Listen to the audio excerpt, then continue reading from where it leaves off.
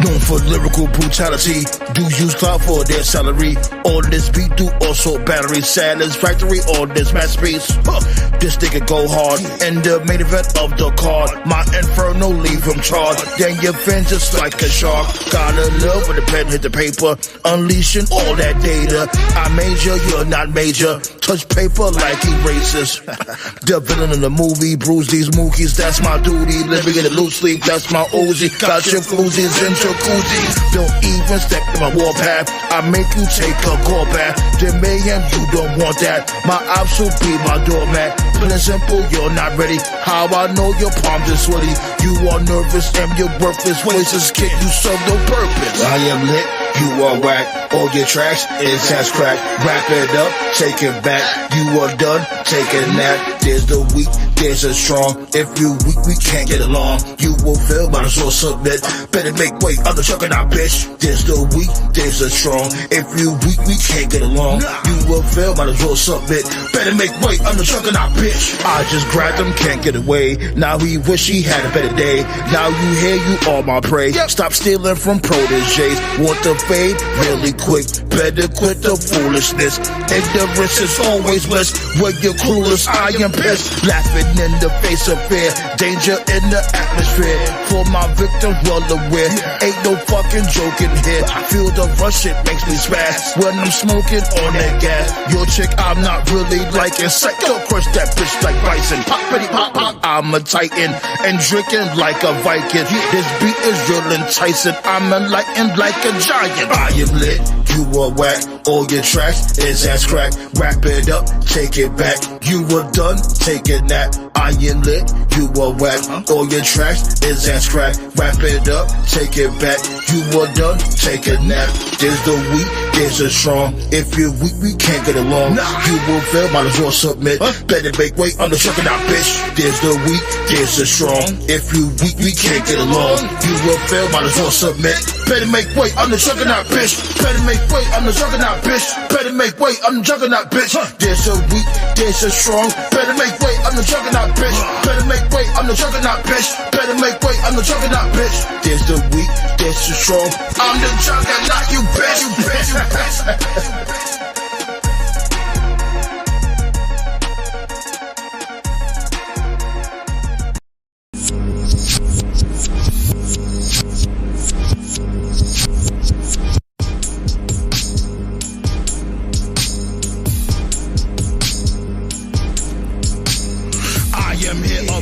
Force, cut you like a fish and spill your sauce. Kill the track with no remorse. Spit those balls till I get hoarse. Break his face like I'm the man. It's no fact that I'm the man. Want my tracks on high demand. Smack your face with a cheap pen. Slit your throat with the guillotine. One man army with a team.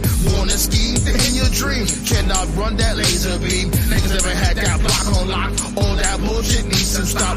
All you do is lie a lot. I had sacks right in my sock. What you do is search for a purse. Pop them shits like they all search. Put a grenade in your wife's purse. Top of the grade on this nice verse. Hit you with that Novocaine. All you had is self to blame. Most these rappers have no shame. Welcome to my hall of pain. Bumming out so long, get better. Don't want that shit on my sweater. Go gorilla for that cheddar. Don't be a victim, just get better.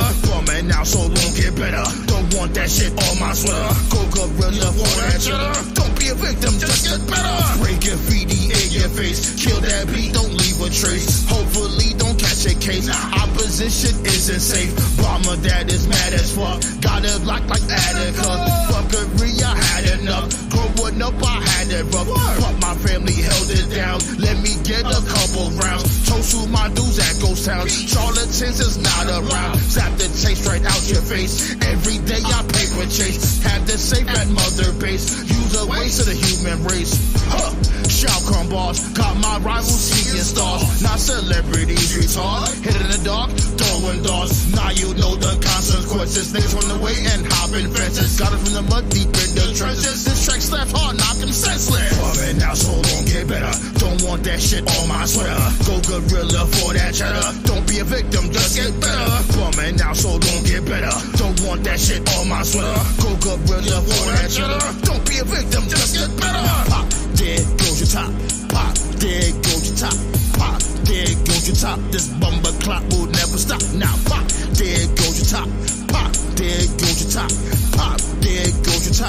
Bumper clock will never stop.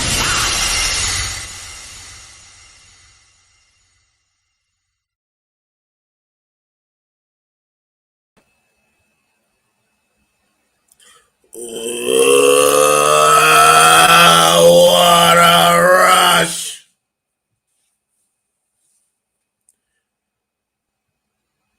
Today would have been Hawk's birthday.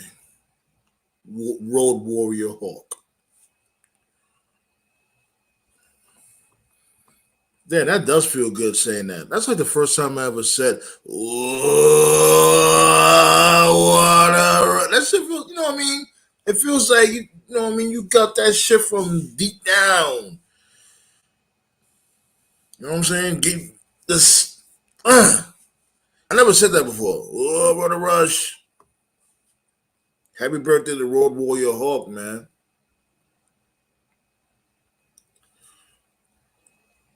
Oh, yeah, we definitely going to talk about it, Black Star. I'm going to pull you up in a second and we talk about that. Shout out to everybody that pulled up. You know the vibes. Episode 148. Don't even hate.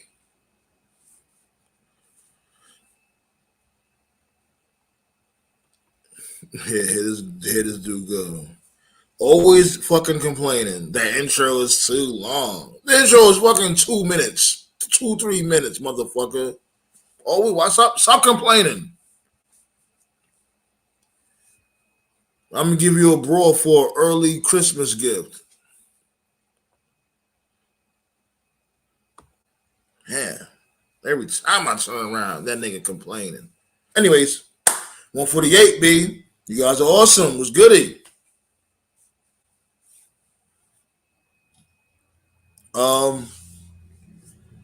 First thing is first. I'm glad you all are here, Scott.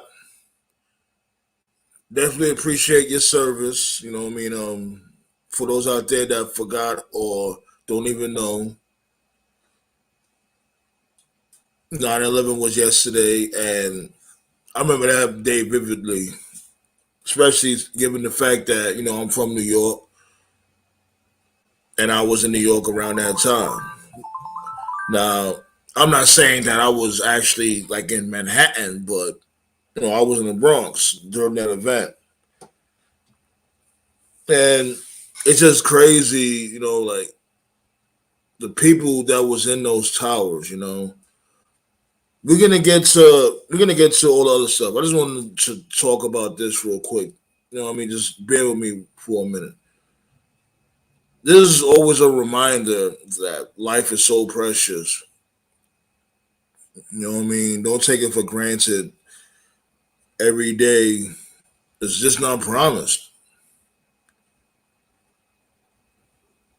I don't mean to take a dark turn with the show, but it just has to be recognized. Like when it comes to the people that was in those buildings, those twin towers, you know, how they vanquished the inhalation of black smoke. Um, a friend of my mother was around that area, and I'm just glad she had made it out safe. But that was just only the beginning of many people's nightmares. You know what I mean? Especially the people that was around there at the time. They couldn't even get on the subway because the collapse. I don't know if it's for certain. I don't know if it was true or not, but the collapse like basically stopped the subway system from running.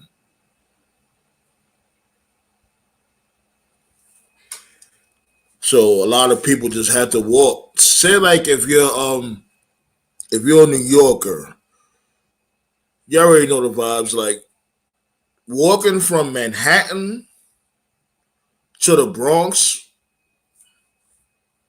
that's not a regular walk. It's not like you just going, you know what I mean, taking a brisk walk. That's you traveling basically on 2 feet. And then that's not even counting you had inhaled all this debris. Life is precious, man. Black Saw said he remembered the day. So freshman in high school, the VMAs was the day before I thought my friends was lying when I found out. I seen that shit on TV. I was watching Ananda Lewis. Don't even ask me why I was watching Ananda Lewis at the time. If y'all know who Ananda Lewis is, it was one of those shows that played during the daytime. Like, so like if you just home during the daytime, like 9 o'clock in the morning, around that time, that used to play. And they had cut the show off and was like, hey, we got a special report. So most motherfuckers is like, special report. They always do shit like this, whatever. And they had showed a video of the Twin Towers.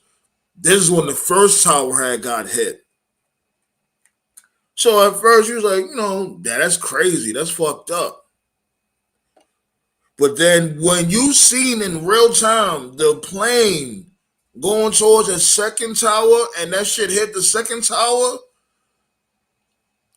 everybody was like, yo, what the fuck? Yo, what the fuck? Yo, what type of time? Yo, what's going on? We was all confused.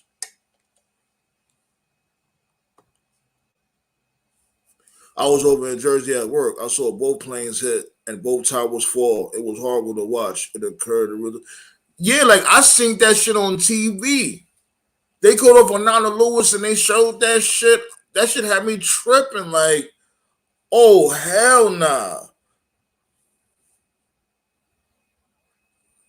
Yeah, I knew I wasn't bugging ballet dancer. I knew I wasn't bugging. Yeah, they shut everything down. Everything got shut down because they thought it was a terrorist attack. And those poor people, man, that just got trapped in that rubble. Jeez. Those poor people, man. I just wanted to talk about that real quick. I don't want to just dwell on it too much. I just wanted to say we didn't forget, and we definitely appreciate the troops, the soldiers that went in there and saved lives and protected us. Salute. Because I know we got some patriots in the roundtable also, and definitely want to let y'all know we appreciate y'all service. But now,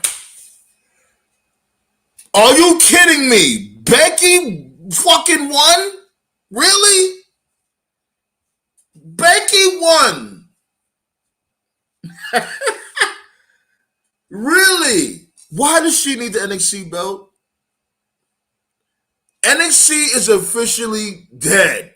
It's dead. Why not call it dead? Why not? Becky won the fucking belt. Tiffany Stratton, did she even have a title defense? Becky Lynch ain't shit, yo. She's not shit.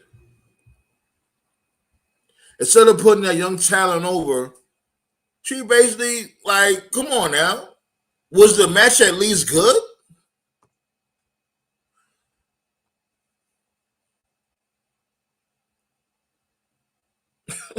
My God. The hunger for ratings. So Blaze said they wanted all four horsewomen to win it. Oh, the match was fine, TKO? Okay. Speaking of TKO, check in the community post. I posted Bianca Belair with the TKO belt. You know what I mean? Make sure y'all comment.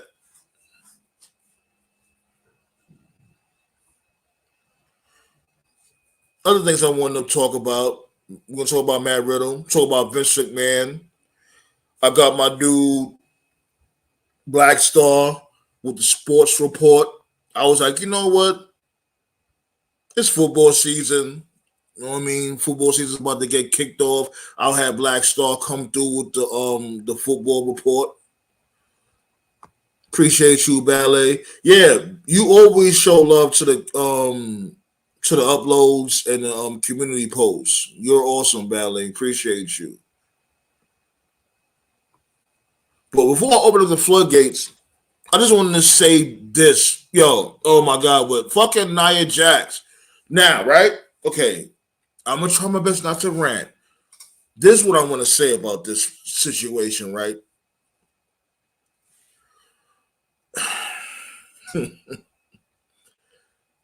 Aren't you trying your best to make the belt look prestigious that Rhea Ripley's holding?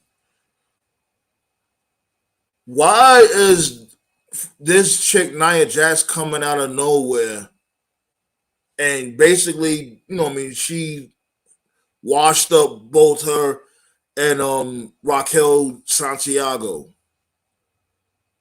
So all of a sudden now she's the number one contender. Just like that. The same thing I was saying from before with Nakamura and this dude, Seth Rollins. This is not how you fucking make number one contenders. You can't just randomly just have a motherfucker come at you just like that. Oh, now I'm number one contender. This bitch, how long this bitch has been gone? How long has Nia Jax been gone? And all of a sudden now she's the number one contender? Hey, don't say, oh no, she's not going to be the number one contender. You know damn well that's what they're doing. I just don't get WWE.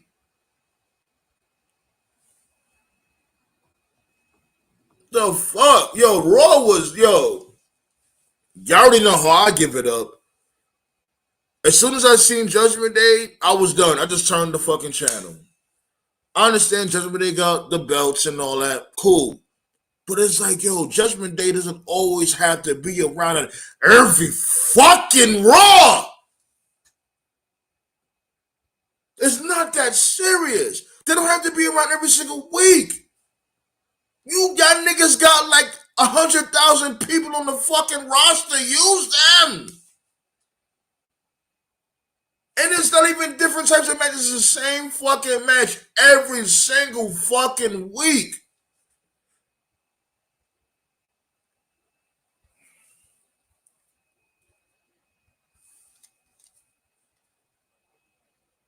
Other than that, my God. Shots go out to Vince McMahon, B.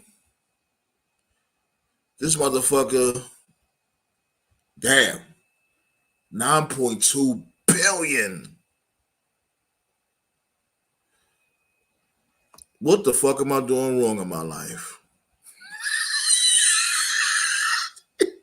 9.2 billion.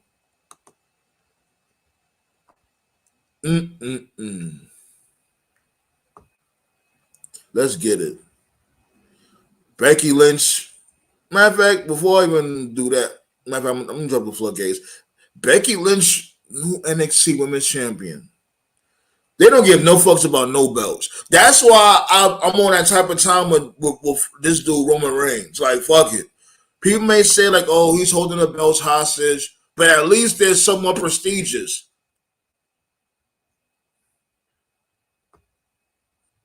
At least they're somewhat prestigious. These other motherfuckers, they just don't even fucking care. I could just go to this dude Seth Rollins' house. Sound like if Seth Rollins is my next door neighbor. I could just knock on this motherfucker's door. Dun dun dun dun dun. Ha ha ha! Who is it? Yo, Sandman. Hey, what's going on, Sandman? You know how that nigga talk. Yo, I want to be the number one contender for the fucking championship. Ha ha ha! Okay. And that's it. I'm the number one contender. That's how easy it is. Might as fucking well. I see you guys.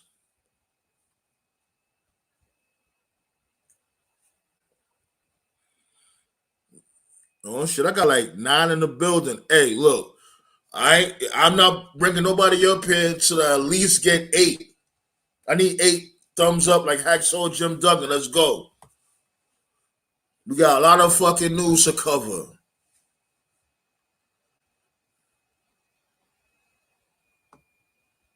Word. Motherfuckers is goofy as hell.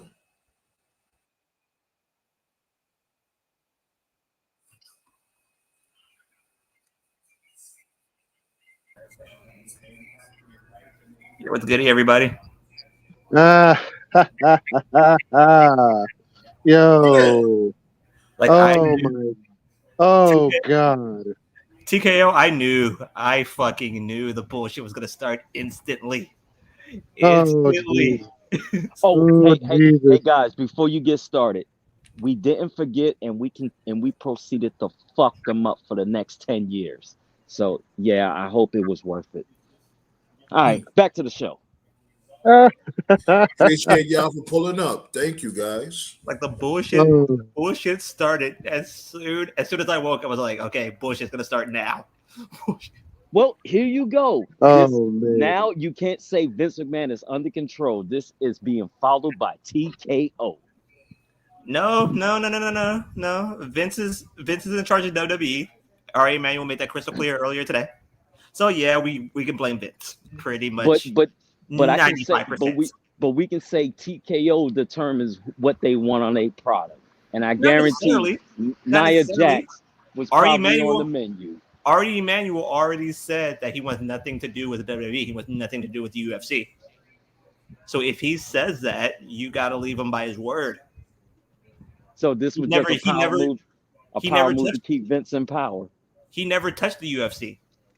Never touched it. Well, Dana Dana Vince runs wanted, that shit.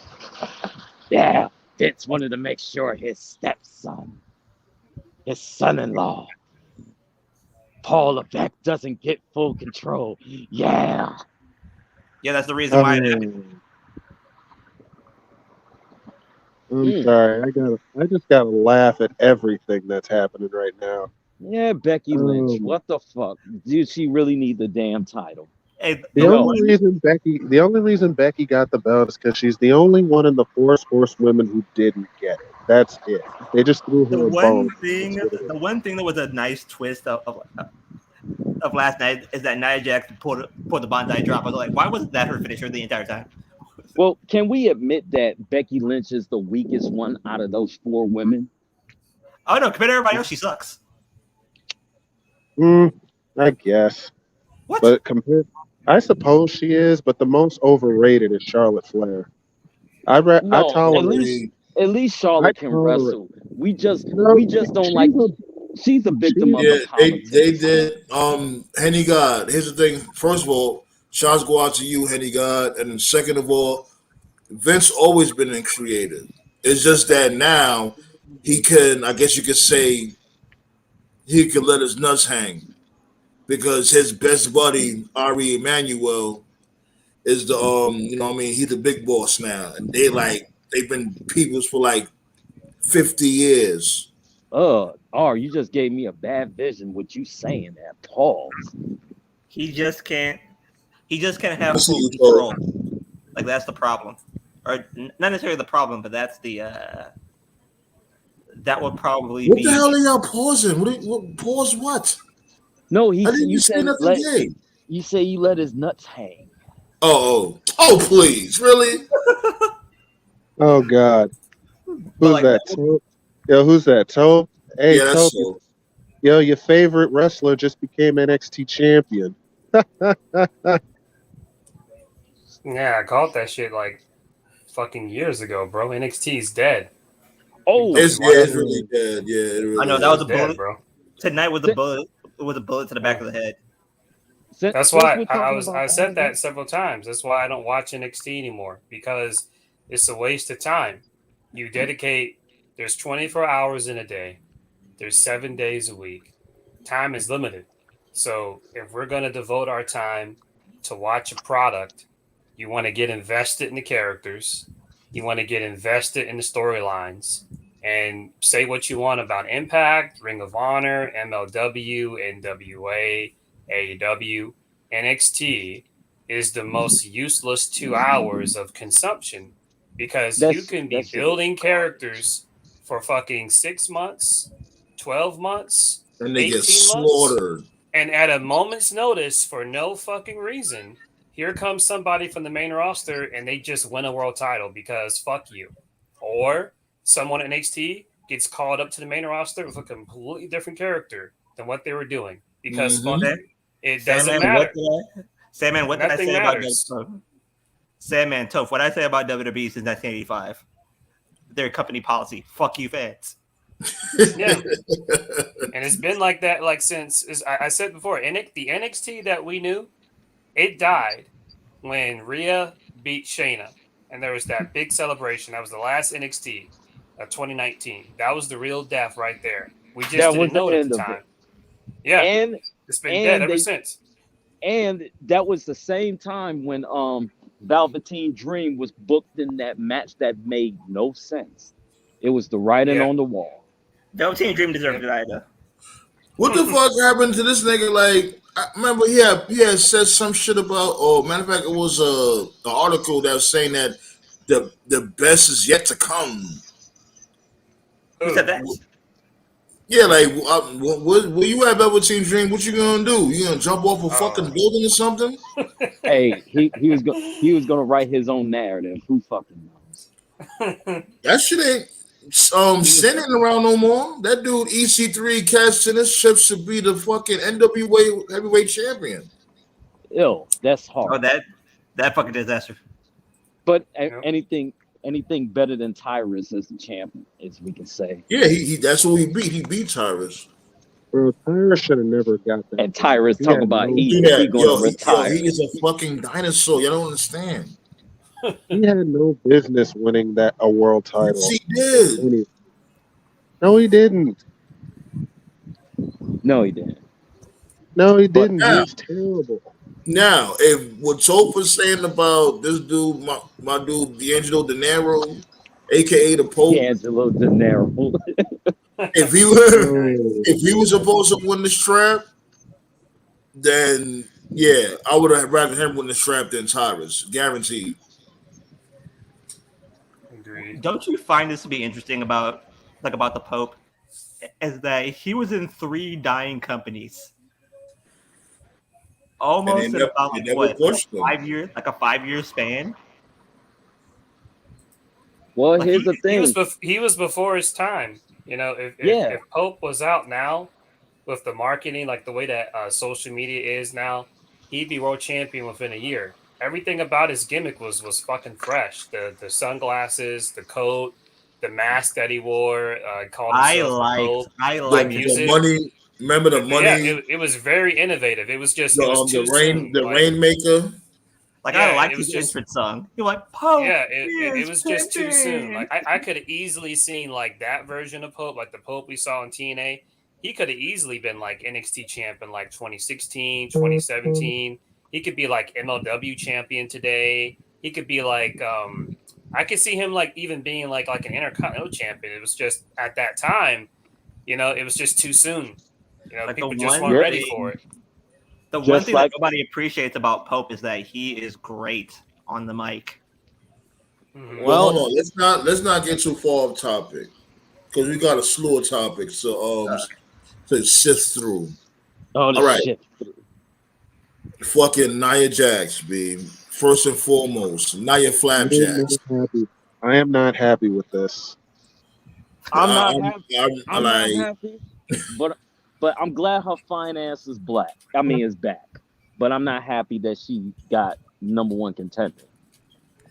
Exactly. That's going back to my rant. It's like, what is up with WWE with just random motherfuckers becoming #1 contenders? No. Not even just that. Why the fuck they got her like she fat, like she didn't lose that weight? Come on now. She ain't fat. How is WWE going to help that? That's on her. It's the bodysuit that they make her wear. Yeah, they don't make her wear that. That's her normal shit. That's been her gear from the jump. You acting like they switched up her fucking her attire. This is attire she always wore. She's a lot sexier than what's portrayed in wrestling. That's what I'm saying. I just want to know victim for the filters. That's what it is. I just want to know what changed because it hasn't been that long since she hurt like fucking 10 people in a row. It's Like, the what it's the changed? filter. It's a filter that you falling victim to because they got filters that make the body look different than how it will look like in IRL. I just want to know what changed because she hurt like 10 people in a row. Like, Right. what made this situation different? Like, was there a sit down? Has she been doing some hidden training at the performance center that I'm not aware of? Because she didn't do any indies. She was at It's home. because Since they Vince knows likes about Naya's back. She was training, but what she didn't do is she didn't talk shit about the company. She left the company for What? certain reasons. Huh? No. She left the company for certain reasons, but she didn't really like destroy the company like how everybody else did. So they took her She back. alluded to fucking old creeps being in the company. okay, Vince. She said that herself. Well, She she didn't ain't like wrong really about go it. on verbatim, but yeah, she was talking about old perverts and creeps being in the company. Well, she AKA ain't Vince, wrong about that. Come on now. I mean, AKA you're not Vince wrong and about that, bro. So you can't say she didn't talk shit about the company. Yeah, AKA but Vince and John Laurinaitis. you can no. The thing is, she ain't. I get when she mentioned the creeps. No one wasn't thinking about Vince McMahon. Everybody was thinking like John Laurinaitis, creepy ass. And Here's a creep. at the same time, she said what she had to say once, and she left it alone. The one Unlike thing, the one thing, CM Punk, who would just keep throwing jabs, and now Nick Khan just did an interview. He's like, "Look, I respect Phil, Hold on, and wait, I hear that he was." stop. Let's stick on the topic. This is the topic. We're talking about Nia Flapjacks. Yes, the this one is on the thing, topic. the one thing that I appreciate about John Laurinaitis is that he instantly knows how to fuck things up. That was a good one. Like Yeah. he has a skill of fucking things up. All right, now here's the thing though, right? With Nia Jax, Tove. I wanted to ask you because you seem like you had somewhat of an epiphany, I guess you could say, about Nia Jax. Like you think she's gonna be in the gray area, like slaughter everybody. Like is that what you trying to say? Basically, like, she's garbage, but she's necessary garbage because they don't got shit going on Raw. Because if you look at SmackDown, there's more shit going on. You got EO as champion, you got Damage Control. The story of Bailey turning on EO. You can pull that trigger anytime. You got Asuka. She's feuding with EO. At some point, Kairi Sane is going to come back. You can get Asuka and Kairi versus, Bailey and whoever. You got Charlotte.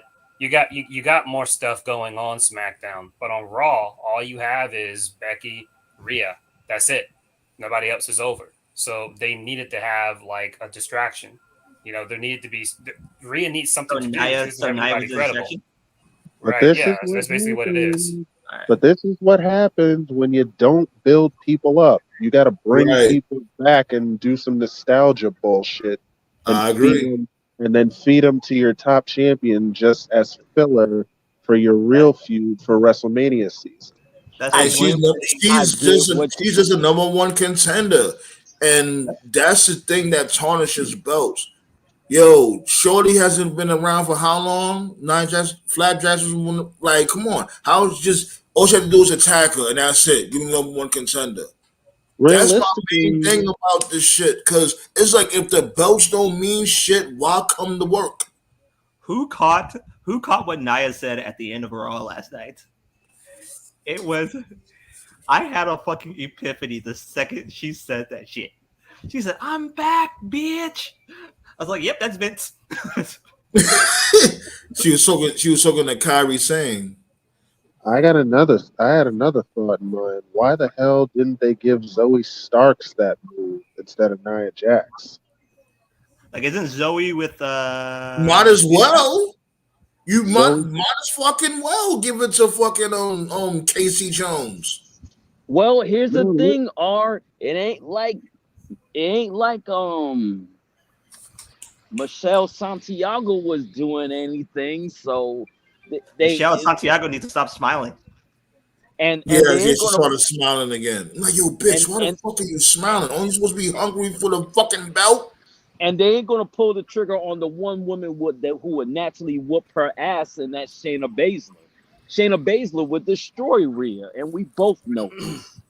Shayna Baszler should have been got that world Yeah, title, she should They're have been. handcuffing. They're Yeah. handcuffing Shayna with Zoe Stark. which I That's don't Yeah. know why.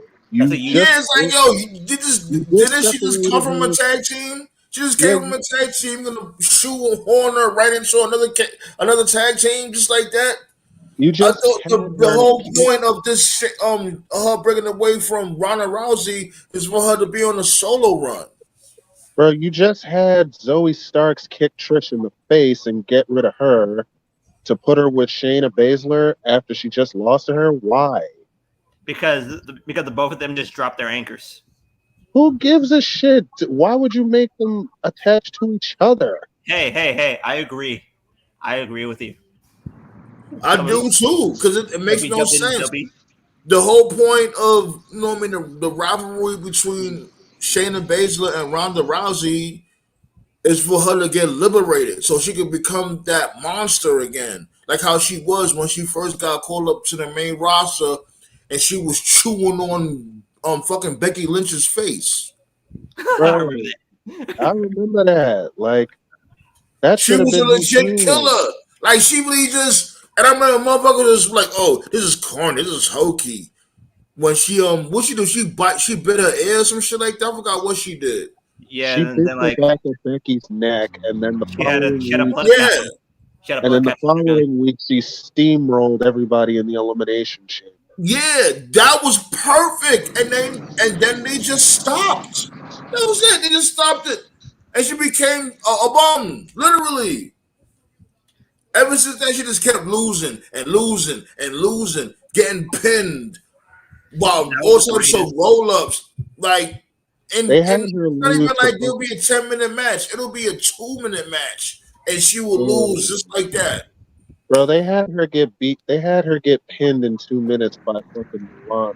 After that, I was like, get the fuck out. Yeah. For what?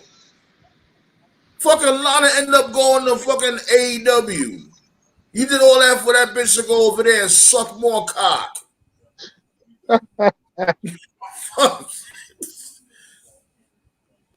Shit. Well, I guess because I guess they don't believe in Michelle Santiago, so let's just hope that Shayna Baszler gets the call. No, I think they believe in her, and I think that she's getting the raw deal because everybody's just here just. Hey, yo, the feedback sound crazy. I know that's you, Scott. Come on now, please get it together. You heard Scott? Okay, yeah, that sounds better. Now, I don't think they completely lost faith in her because you know what I mean. I think she does have decent matches with Rhea Ripley. This nigga doing the most. Why does dude always sound like he's in the Appalachian Mountains when he come here? Because he's always outside. Haven't you noticed? He outside. Scott, let me know when you, I don't know, in a secluded area, and I'll bring you back up. Cause, geez, Louise, my dude, you're killing me.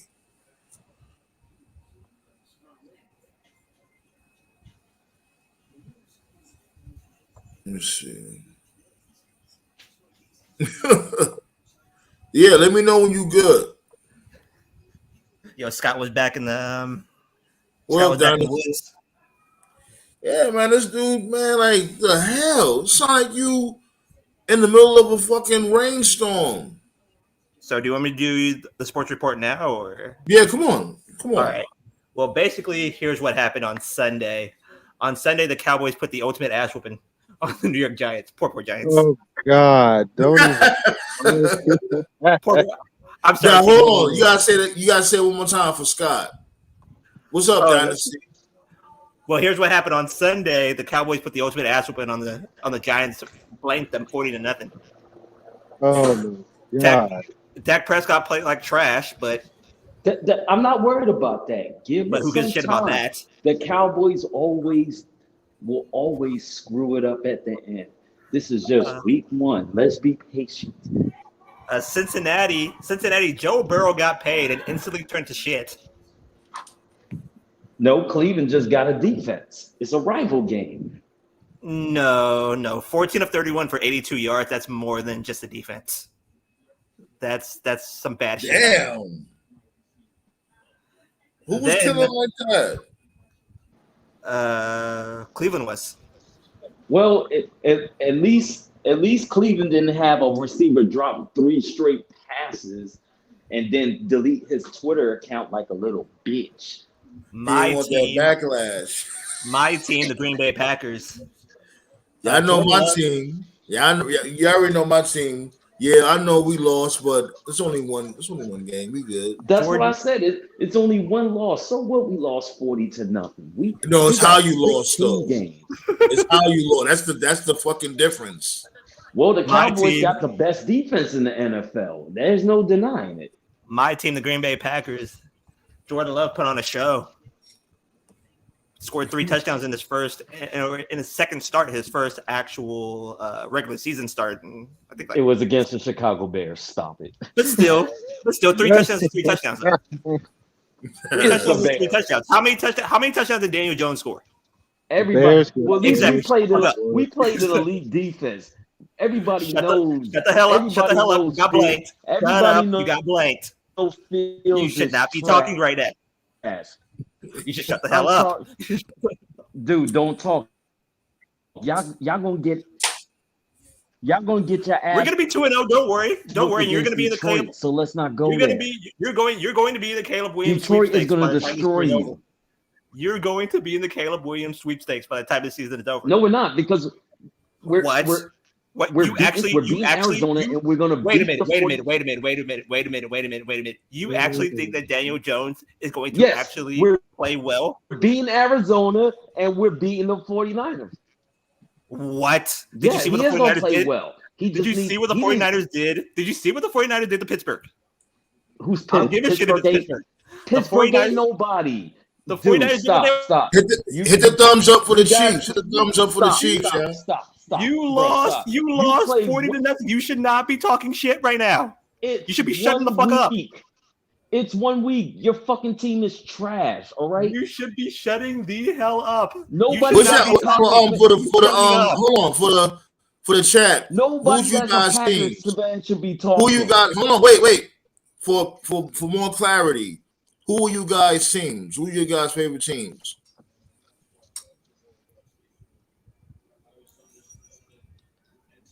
Hello. Ain't nobody worried about the damn Packers.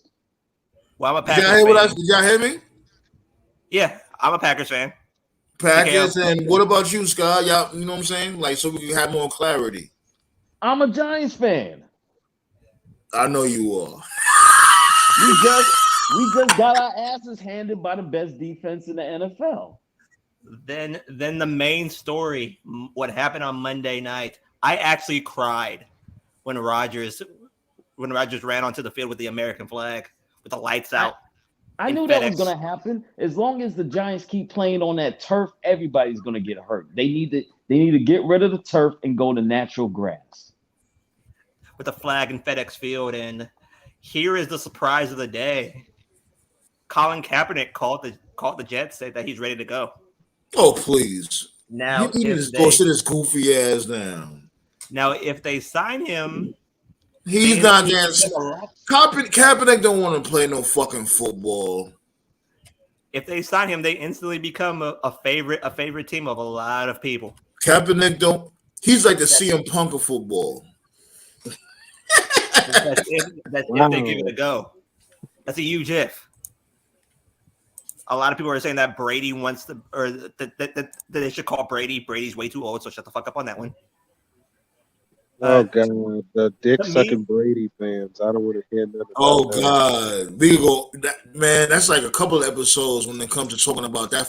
I told you to get rid of that shit. Oh God, don't even get me started. To me, the perfect replacement for Rodgers in that offense I'm sorry, it's not Zach Wilson. He fucking sucks.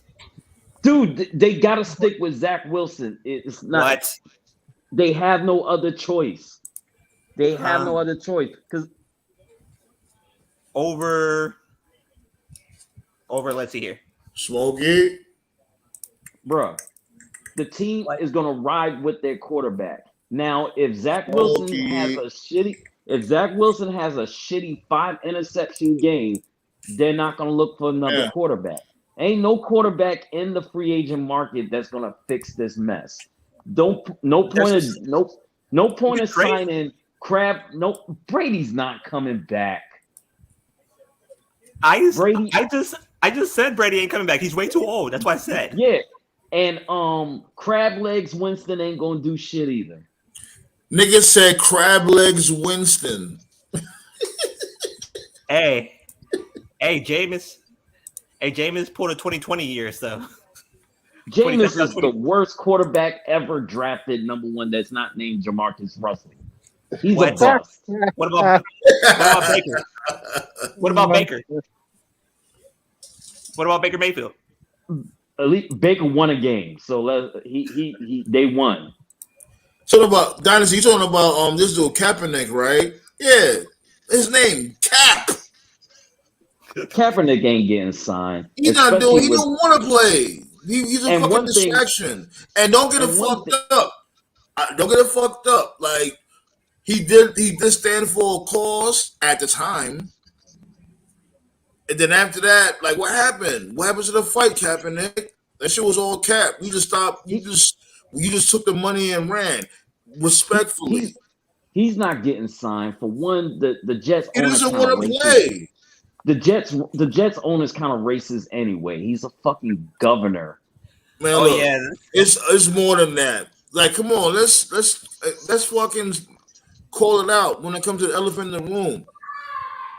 That motherfucker Kaepernick, he's just a distraction. He don't want to play. He found the lane and he stuck with it. Yep. I don't know nothing about sports, and even I know that. Right. Like it's fucking Stevie Wonder with a blindfold looking up his asshole to see that shit. That's the new American dream right there. Find the way to get paid without actually doing anything. Or to put it another way, find the way to get paid with the least amount of effort possible. Yep, that's what he did. Yeah, gotta deal with Nike, gotta deal with the EA. Unfortunately, you know what's funny? What's funny about him was when the 2020 shit happened. You know, the Black Lives Matters. That shit show when that happened. I like how all the people, all those organizations that were like throwing him under the bus, were all of a sudden like, "Hey, yo, my bad." And they were inviting him over for like interviews and shit. Even I knew what was going on. I don't know shit about football, and I was like, "Yeah, this dude won. He's set for life. You don't got to do a damn thing." Yeah, like he gone now. What happened to all the extra when it comes to police officers being crucial towards us black people? Whatever happened to that? The fight just stopped? That's it? We all gotta just forget. No, I'm talking about this motherfucker. When's the last time we spoke about police brutality and shit like that? This shit is still going on. Honestly, we can't even talk about police brutality because black folks kill each other faster than the police. No, we're not gonna do that. We are gonna do that. No, we're not. No, we're not. You know why we're not going to do that? Because he initiated this shit. He was one of the proprietors of this so-called, uprising, I guess you could say. And I'm not saying he was wrong for doing it. He definitely wasn't wrong because it does need awareness when it comes to that. But he just miraculously stopped. Okay, but check this out. He was campaigning for this. But check this out. That still don't close the elephant in the room that we do it to ourselves. And I'm sorry. I'm not saying police don't deserve it, but I mean, damn. All right, if you've been in New York, you would see these little teenagers killing each other just for a music video. So like I said, black people are killing each other faster than what police officers are doing. And I'm going to keep it real with you. And I'm going to keep it real with you. And I'm going to keep it real with you. Black people ain't the only ones that's getting gunned down by police officers, but no one brings that up. Can't say that you're not wrong. hold on, because he was addressing me. Okay. I'm not saying you don't make valid points.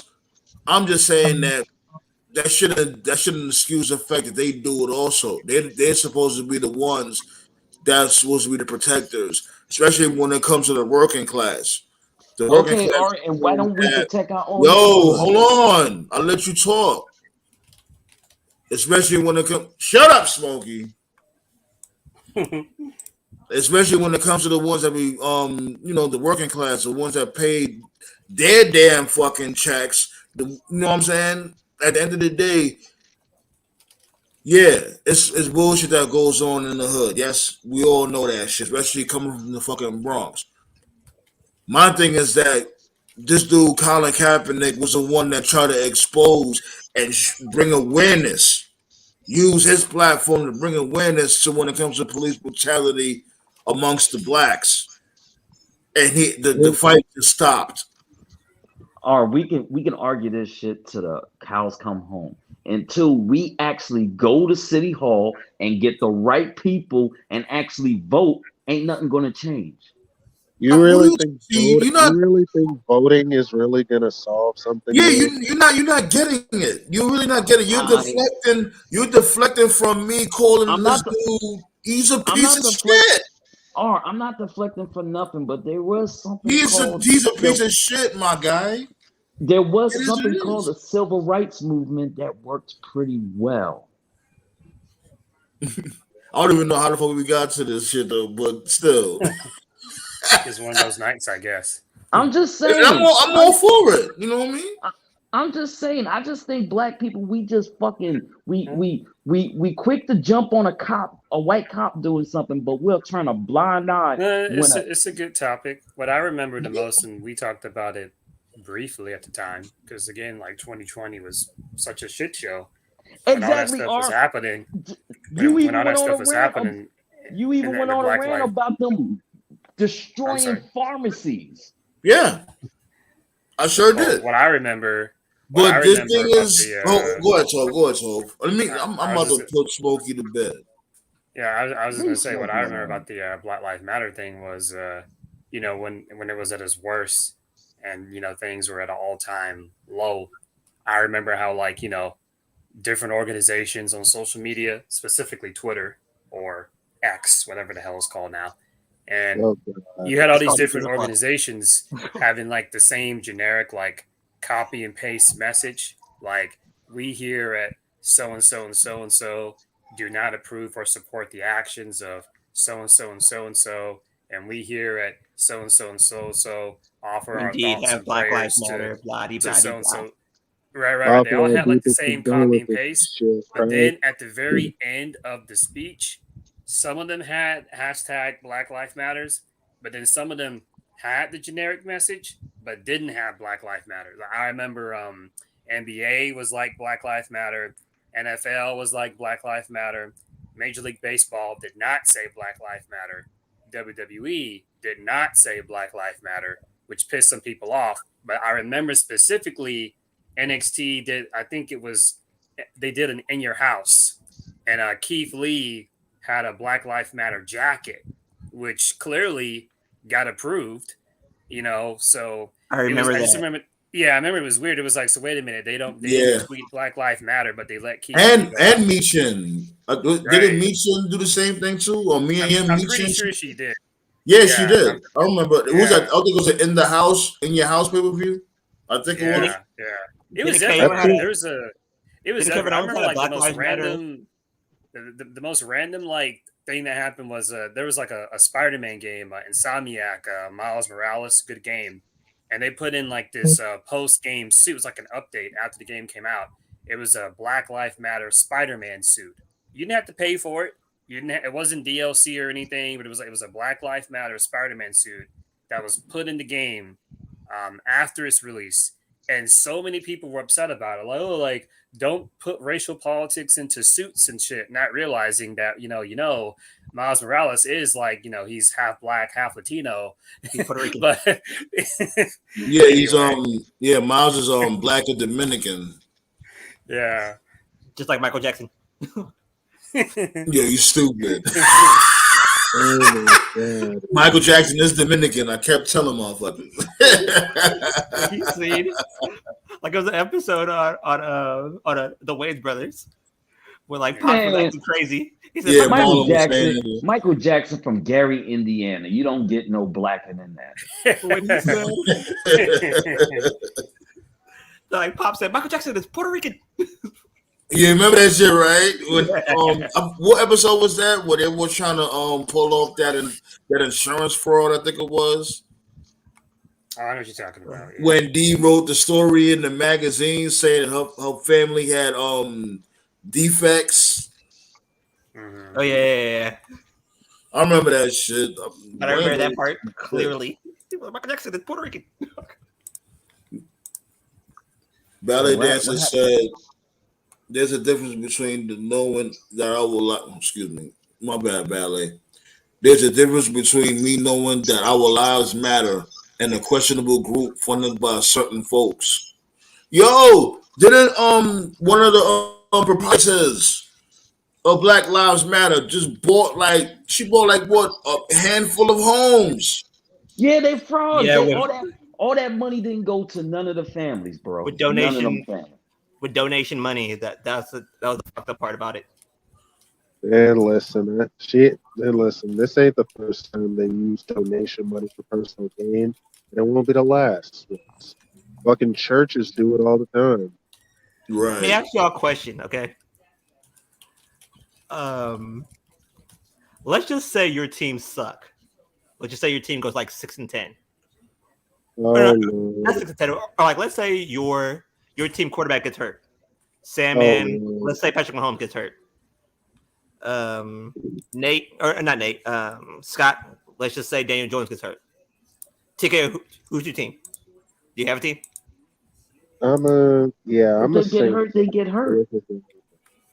No. Shit, But what I'm Mahomes saying, was hurt from before.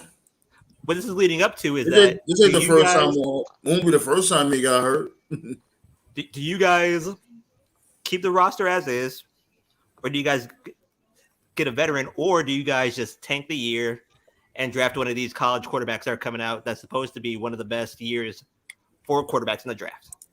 No, because if you're ready to win now, you don't draft a quarterback that's going to struggle. The Jets are stuck. Who's talented though? Ain't nothing that. Yeah, okay, he's talented. Let's look at the people that just came in. C.J. Stroud, horrible against the Ravens. That quarterback that just went to the Panthers, fucking horrible against the Atlanta Falcons. When you just draft somebody from college and just put them in the deep waters, 9 times out of 10 it don't work. Yo, whose song is that? What the hell? The Chiefs got lucky when they drafted Mahomes, and the reason why that they got lucky is because they already had an all-star team, and we all know it wasn't that fat bastard as the quarterback. I mean, as a coach, Andy Reid. It was Eric Bieniemy calling the plays. So. Mahomes fell directly to them though, and that was because the Bears made a major mistake. I know. Trading. Wait, hold on. Sorry to interrupt you guys. Hey, Sandman, when you get time, you should. I don't know if you can or not. You should add the description of the today's episode. Put some Jets talk in there. Increase the broad reach of the show. Yeah, definitely. In the hashtag. Because we know we don't care about no damn Becky Lynch. Because I was basically talking to this dude Black Star about that shit. I was like, you know what? I will have this dude Black Star be the sports correspondent since it's football season, and he always stay in touch with football, bring a different element to the show. Oh yeah, most definitely helps increase the the traffic. Yeah, bringing more traffic. I can dig it. But anyways, it's about to hit that mark anyway. Let's talk about some old-fashioned wrestling. Now, shush, please. Can we admit that Gunther has been the best IC champion Yes. Why we The gotta admit it? We MVP, been said Gunther was that dude. the MVP of Raw. I'm Like, telling I remember you, I tried to explain that shit to this dude Mike. I'm like, yo, because you know what I mean, he was like, yo, he don't understand the appeal of this dude. I'm like, yo, my dude, he's like the modern day Drago of Raw. I'm Bro. telling you that move sequence when he fucking big boot the shit out of Chad Gable, then he chopped him to instant death.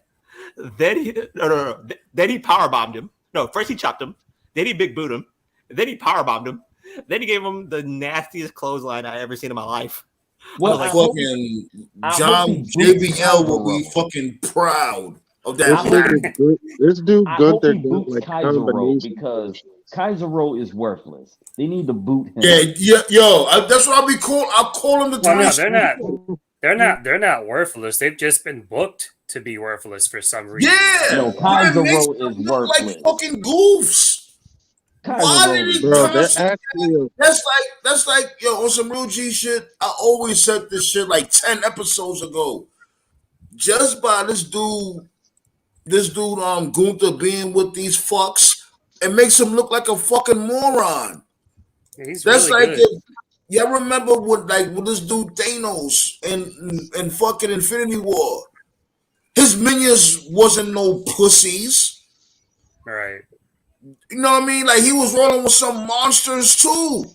So why the fuck did they got this dude? The ball one, what's the ball one's name? Giovanni Vinci. Yeah, Giovanni Vinci. Yeah, I remember him. I saw him in person at an indie show years ago. This was like a minute ago, man. This was like 2014, 2015. I saw him, and he's really good. He's a big dude, but both he of can them do high are. flying. Right, he can do high flying stuff. And when he impressed me the most, I still remember when Triple H tried to revive the cruiserweight division when they did 205. That original cruiserweight classic, the 205 weight limit, that was a legit shoot. And the Da Vinci dude, he weighed like 217 pounds, and he had to lose weight. Yeah, he had to lose the weight to make it. And I remember he only had like a month to lose the weight. And when they did the weigh-in like that, if you can find it, they did like the official weigh-in where they weighed in all the wrestlers. He weighed in like 205 on the dot. And I was like, wow, that's like crazy work ethic. Like he lost all that weight. It doesn't sound like that much, but if you 217 and you're told you got to lose that's a ton. 17 pounds like in a month, like that's fucking hard. And he was weight. I forgot who he wrestled. I think he fought like Jack Gallagher or whatever, the dude that got cancer or something. But he was a really good wrestler. They basically have to starve yourself to lose that much weight. Mm-hmm. So I have respect for him. I'm not gonna clown him. He's a good wrestler, but for some reason they book him like he's a fucking like jobber or something. I don't get it. And Kaiser Road is just trash. I like their tag team finisher, that European bomb. Yeah, that's a good. Yeah. Like them, when they was in NXT, they were monsters. Mm-hmm. My bad, TKO. What was you saying, TKO? Go ahead. No, but I was just saying they're good, legit. They need to be. You breaking up? You breaking up? On NXT, they will look like savages. Right. TKO, you breaking up, dude? My bad. But I was just agreeing with you. On NXT, they would look like savages. Right. Like another thing that's kind of funny to me. I was watching like this video. I think it was by Wrestle Talk. So I was going to Wrestle Talk. They owe me $5. You sound like a pilot. We're about to talk about some wrestling. Good old fashioned. That sounds like a Family Guy skit. Wow. Art sound like you about to have a heart attack when he laughs. That was a good one. Oh my god. No, but like there's like this segment, and And like they're talking about Deonna Purrazzo jumping to WWE. I was like, that shit's not gonna happen. Oh God, Deonna Purrazzo going back to WWE? No. That shit's just not gonna happen. Damn, That's my like problem with Wrestle Talk. Hold on, I got to cook. That's go my ahead, go biggest ahead, beef. go ahead, B. That's my biggest beef with Wrestle Talk. My biggest beef with them is listen. This isn't a wrestling thing. This is a life thing, man. I have no patience at all for misleading names. The thing I hate about Wrestle Talk is their channel is literally called Wrestle Talk. And with a name like that, you would think that they discuss wrestling. But all they talk about is just WWE. And then after AEW existed, now what they talk about is WWE and AEW. And the And only how bad they time are. they ever talk about something outside of WWE and AEW is when a wrestler is a free agent, like Black Star just said, and it's like, oh, are they going to come to WWE? Are they going to come to AEW? And they have like a whole fucking crew. They have a roundtable like us, and they upload like a new video every day, I think, except Saturday. And it's like they never do like an Impact review, No, they NWA do Saturdays. review, MLW review. Like, dude, like fucking cover something else. Like the wrestling world is bigger than just WWE and AEW. Right. They do Saturdays, Toph. Well, hold on. Like, here's just so right. And a lot of people be saying, oh, I'm a wrestling fan. You can't be a wrestling fan if you only watch WWE. You're a WWE fan. Right. But to me, the only person that I see out of these crop of free agents, like I think Jade is going nowhere. Like I knew instantly she's not going nowhere. Man, the only Jade way is AEW for life. The only way that Jade come back, yeah, like for her to leave right now don't make no sense because Tony Khan booked her like a goddess. She never re-signed though. Well, Jade just came back, didn't she? I know she just came back, but she never re-signed. With a choke slam that would make Undertaker proud. To be honest, that choke slam should have been her finisher. That should look good. Yeah, it did. It might be her finisher. Who knows? It might be her finisher. Like I think that Jade is going nowhere.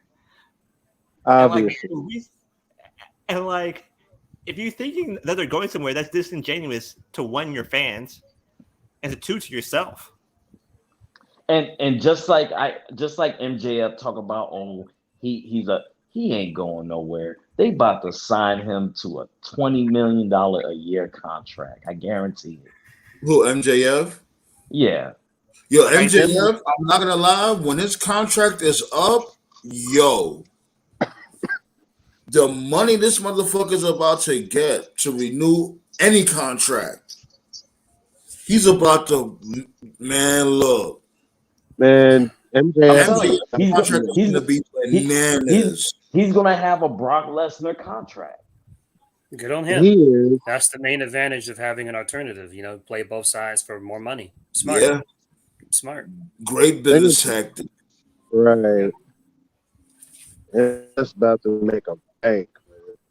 And it's crazy. Is he gonna be allowed to carry his? Did he get his name copyrighted? Like, can he take it with him? He always takes it everywhere. Like he been everywhere. MJF is solidified. They can't change his name. Here's the thing. When you go to WWE, they make sure you can't carry your name with you. Like Undertaker, he would have had to be Mark Galloway. He owns his name. MJF he owns all properties to his name. They can't change it. Like there's some guys that go to WWE you can't change their names. AJ Styles did it. Samoa Joe. AJ is smart. AJ is smart. He owned everything. That's why Eli Drake, when he went to WWE as LA Knight, some people are like, "Oh, LA Knight's it's a lamer name." And when he went over there, I was like, "No, that's smart," because he was protecting himself just in case WWE fucked him. It's like, oh well, they didn't fuck Eli Drake; they fucked LA Knight. So, but it's working out for him so far. There was something that MJF said that I appreciate. Yeah. I think it was on a podcast. I'm sorry. I had to do it. Oh my God. The Miz brought me back to it. But like it was on a podcast, and MJF said that the rivalry between WWE and AEW is not between the wrestlers; it's between the fans. Yep. And he said that we did do that. Mm-hmm. And he said that like we don't give a fuck. We want to see WWE do well. WWE wrestlers want to see AEW do well. And he said, I watch Cody and LA Knight every single week. Mm-hmm. If you don't want them to do well, that means that you don't want to make money.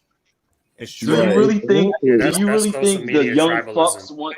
Do you really think the young fucks want to see WWE do well? They you talk about the young bucks, man. Look, I ain't gonna lie. I was rocking with the young bucks from before, like when they was doing that whole Too Sweet shit, biting off NWO. I was rocking with them. I ain't gonna lie. These motherfuckers, it's a wrestling like a motherfucker, but how they conduct business and the type of time they was on, doing that whole AEW debacle, I'm not digging that shit. And it's okay for somebody to outshine you, motherfuckers. I'm telling you. I mean, y'all always gonna get y'all shine. Like, it's like, let's really be fucking real. Like, eventually, y'all may have to fucking break up in solos competition, but y'all know y'all can't because y'all need each other. Y'all like Tay Max and Zomar from G.I. Joe. Cobra. Cobra.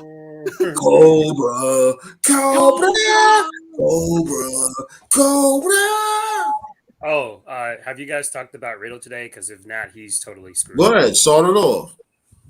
And basically he made shit up. He pulled a Juicy Smoulier because Dave Chappelle. He needs to get the fuck out of here then. The fuck type of time this is on.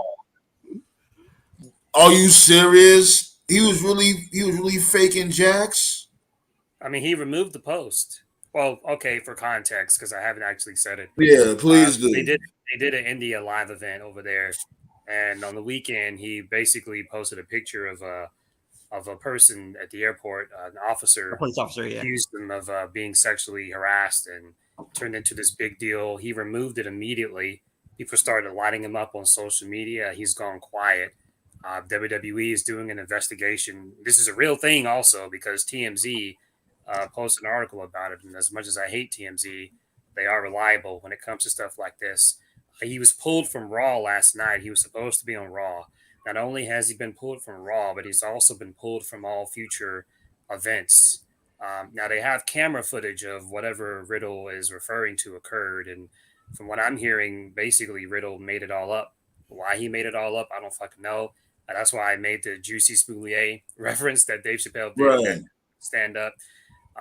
It's not looking good for him. This might be it. It needs to be it. He needs to get the fuck up out of here. This reminds me of something. Got Virgo, babe. What's good, like Virgo, the two stories broke at about the same time. Riddle's story about the police officer at JFK. And for those of you guys who watch college football, the Michigan State coach, Mel Tucker, got into some absolutely major shit on Saturday. Like it was like around I think it was like 11 o'clock. 11 o'clock my time, not 11 o'clock y'all. Yeah, because you're in the West Coast. And so if you're in the West Coast, okay, what time would that be? Because you're like, 4 hours behind in the Midwest? 3 or 2 hours behind in the Midwest. So it's about 1 a.m. Okay, all right. So the story comes out, right? And the head coach of Michigan State brought in a woman for sexual to talk to his team about sexual assault. And he in turn sexually assaulted the woman. Who? Man, Riddle? No, the Michigan State head football coach. Oh, okay, gotcha. I'm about to say, like, what the fuck? Like, Mater had phone sex pause. why did you pause that? Why did you pause? Why did you? No, because like this is YouTube and I can't really. But go ahead. I hear you. Go ahead. But yeah, he sexually assaulted the woman. Yeah. And they suspended him. He came out yesterday saying that the story is fake. You admitted to it. You said the story was sexual. Like what the fuck? Yep. That's a good. Well, yeah, is Matt Riddle a crackhead Virgo Bay? I wouldn't be surprised. He absolutely is. I would not be surprised. Like, and I think this dude has a real fucking sex problem. There's a reason. There's a reason why he hasn't been, because it's not due to lack of talent. So if there's anyone listening or anyone out there, if you've been wondering, why haven't they pushed Riddle seriously? It's because they don't trust him. Exactly. That's why. Matt Riddle is going to be a mid-card lifer. Yeah, and it's like, my dude, just quit. You know you want to be in the porn industry. Just go to the porn industry. Like, it's you are addicted to sex, sir. It is what it is. Like, he's already engaged to a porn star. That's the crazy thing. Yeah, just go there. It's not due to lack of talent because he's really good. He could be a world champion. And the reason why I say that shit is because every time this dude is in trouble, it always involves sex. Yeah. You don't hear about him doing anything else. Oh, this dude Matt Riddle did this sexual and he did that sexual and people is fondling his fucking genitals. Like, what the fuck? Well, everything gotta be about sexual when it comes to offenses. And know who Matt Riddle reminds me of? He's a male Sonny. I don't know about that, but no, I don't. Yeah, as far as we know, he reminds me. Yeah, murder anybody as far as we know. He reminds me more of Mr. Kennedy because Mr. Kennedy, it just kept adding up. He kept saying dumb shit and he kept doing dumb shit and just got to a point where they were just like, get rid of him. No, but Kennedy was. I don't know. I don't know what that dude remind me of because I'm telling you, everything this dude get in trouble with is for something sexual. Like, what other wrestlers out there that's like, well, okay, I would say like, Velveteen Dream and shit like that. But every single time, this dude. Yeah. And it's like, my dude, you know damn well, you even said so yourself, you're not happy in WWE. You don't care if WWE fires you. He must have video on somebody. Just leave. His hiring was suspicious anyway. Like he was a free agent for years and they only got him when New Japan was about to sign him. So even as far back as the beginning, I always thought like, well, they don't want him because they want him. They want him so nobody else will get him. And then when he joined, it was like, okay, well, you can join, but you got to stop doing weed because they had an anti-weed policy at the time. And it's like, well, if he's going to stop doing weed, I'm not trying to judge him or anybody out there that likes weed, but if someone's addicted to something, they're just not going to stop. And so if they just go cold turkey, they're going to have to make up with it in some other way. And in the case of Matt Riddle, it seems like if he can't do weed, then he'll just fuck a lot. And I'm not even trying to be funny. I'm just, it's just not going to work, bro. It's just not going to work. If this is a different time, if this is like the 90s, they wouldn't give a fuck. If this is the 2000s, they wouldn't care. But WWE's a publicly traded company. It's just not going to work, man.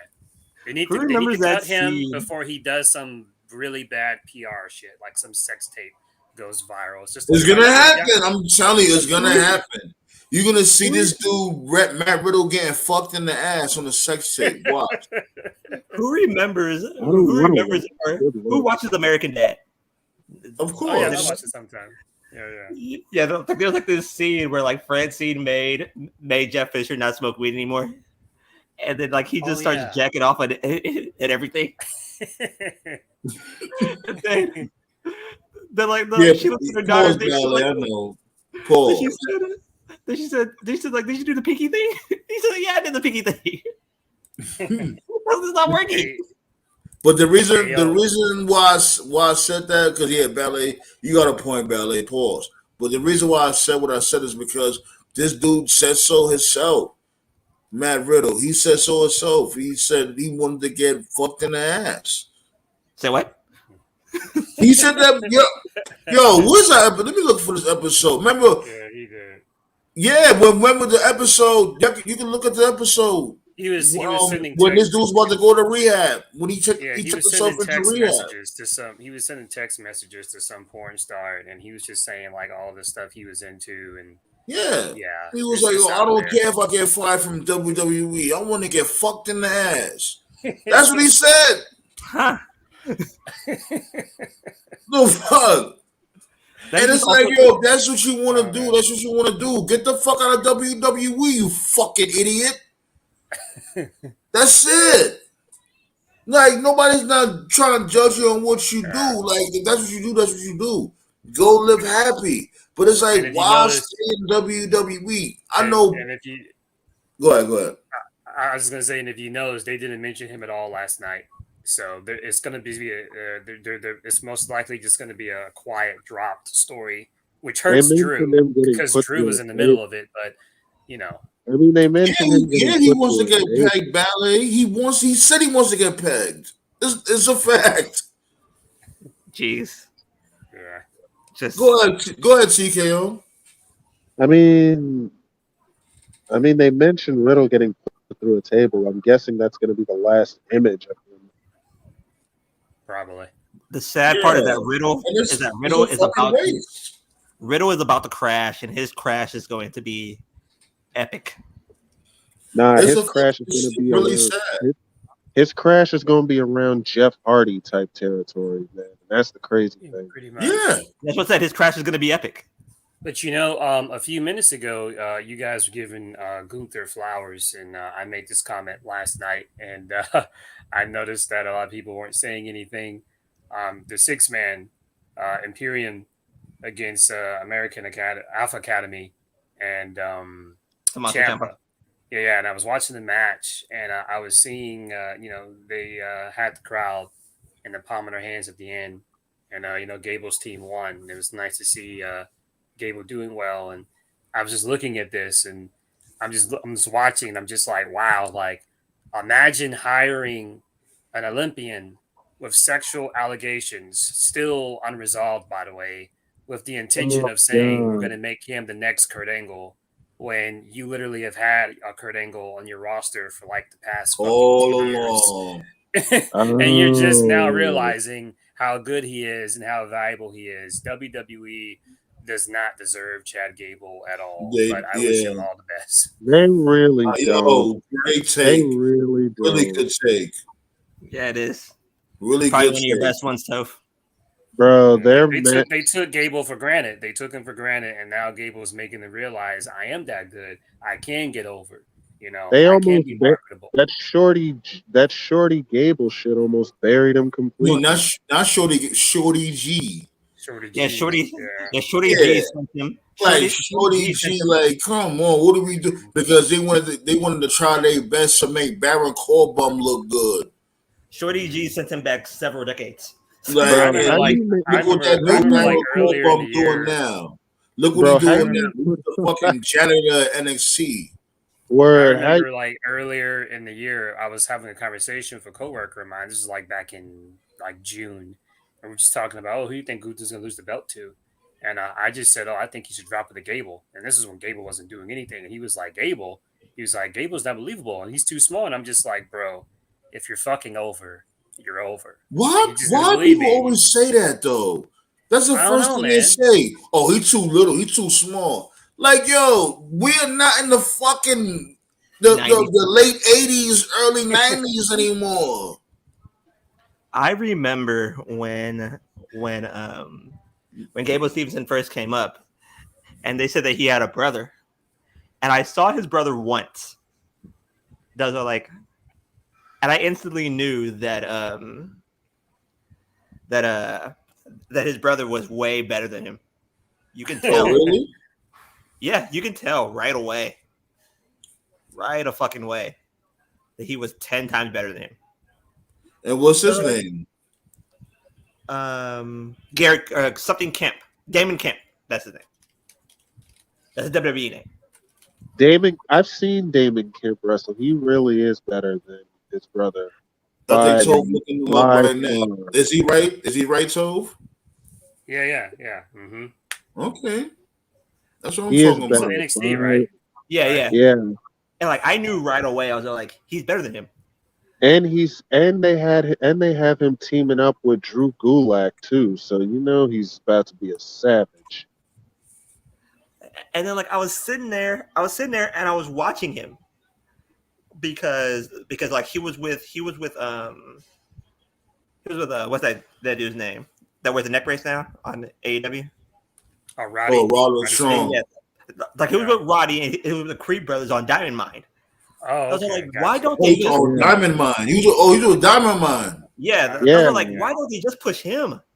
Just push him. I don't give a shit about Roddy Strong. Diamond, you know what? Diamond Mine was really good. It just Diamond Mine was a sleeper. Diamond Mine was really a sleeper.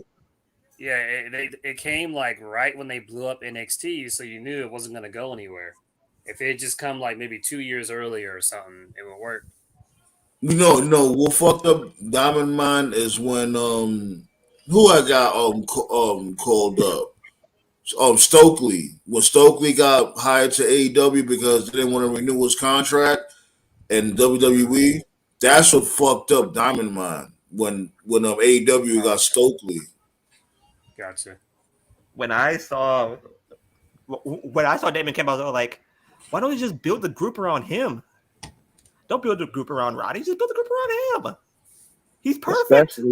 Especially since Roddy was already on his way out the door. Just build the group around him. Yo, Scott, you still there? Scott, what the fuck you doing? Like then I realized who was running it. I was like, yes, because it's Vince. So I checked out the match with Becky and Tiffany. It was my first time ever watching Tiffany Stratton in a match, so I wasn't really sure what to expect.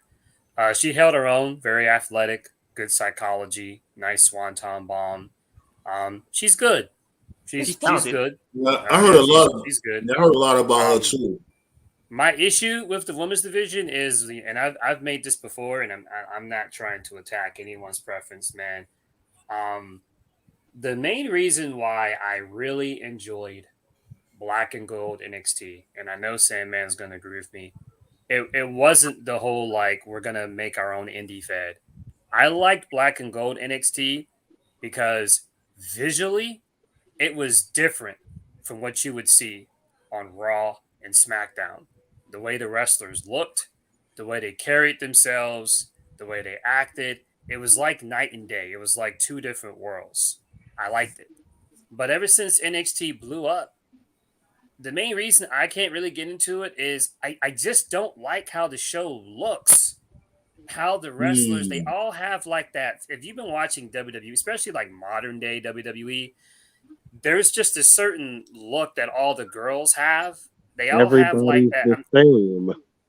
Yeah, they all have like that casting couch. I'm not trying to. They have that casting couch, like, I'm being interviewed right before I get fucked. Look, like, what are you doing walking in on me, stepbrother? Like, they all have like that same look. They have like that picture day smile, like when they're getting ready to smile for picture day. Yeah, it doesn't feel natural.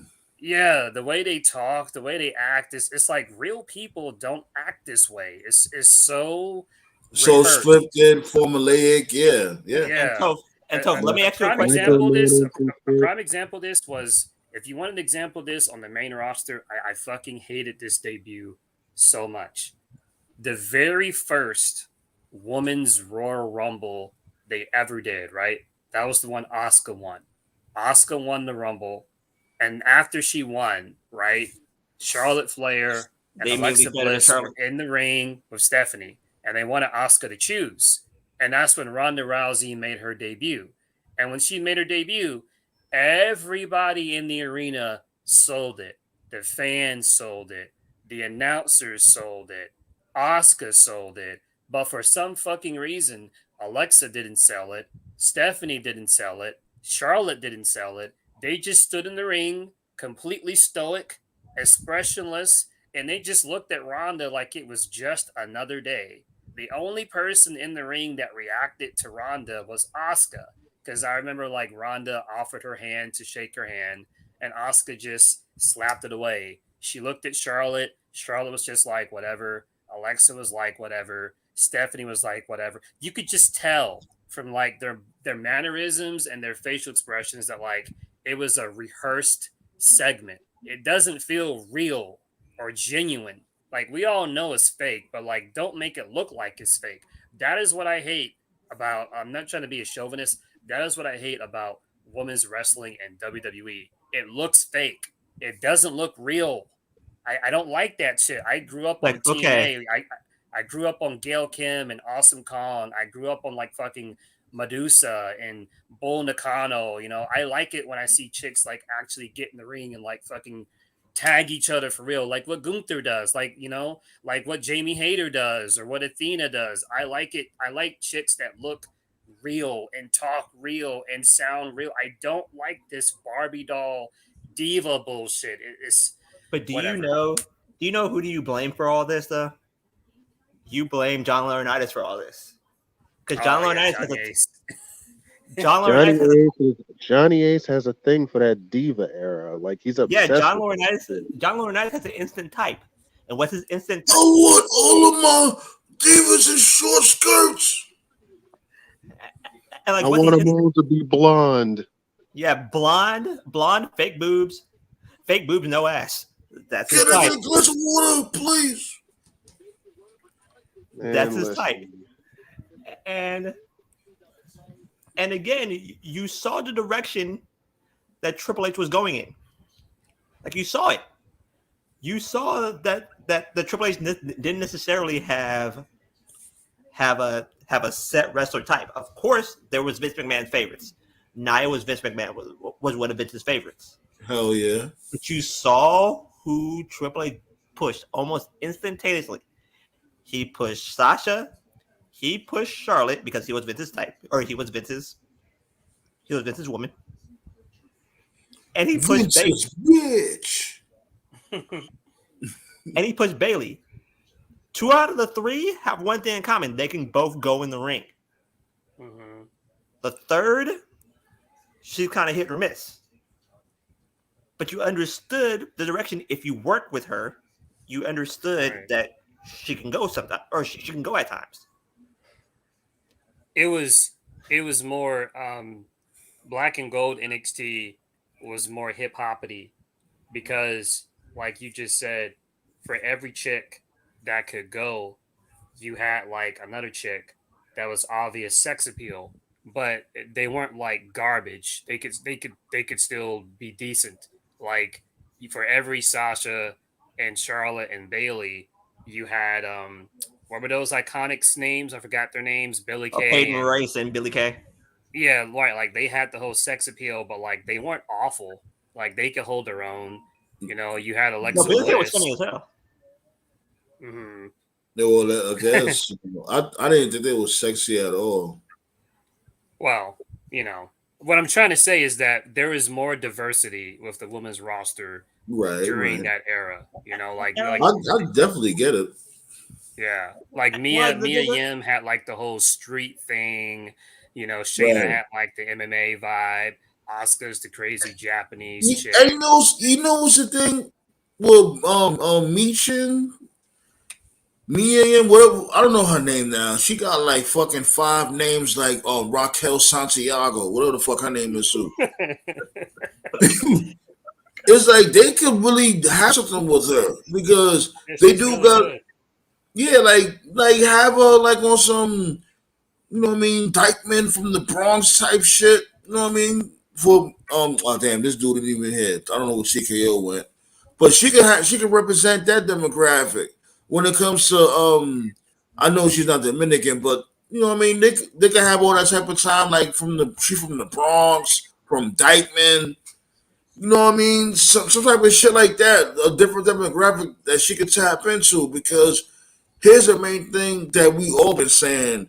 about WWE. Motherfuckers from the hood still watch WWE. And it's like they refuse to tap into that demographic the And right the, way. and the The one only person time they did that was with Crime Time. And that was by accident. and the one person who knew it almost instantly was Triple H. Right. But that was by accident though. They were trying to make fun of them. And it just caught on. No, like I'm talking about booking wise, like the one person who understood it was Triple H. He was building Carmelo Hayes to be the dude, to be the next guy. Before Vince blew it up, the next guy was supposed to be Carmelo Hayes.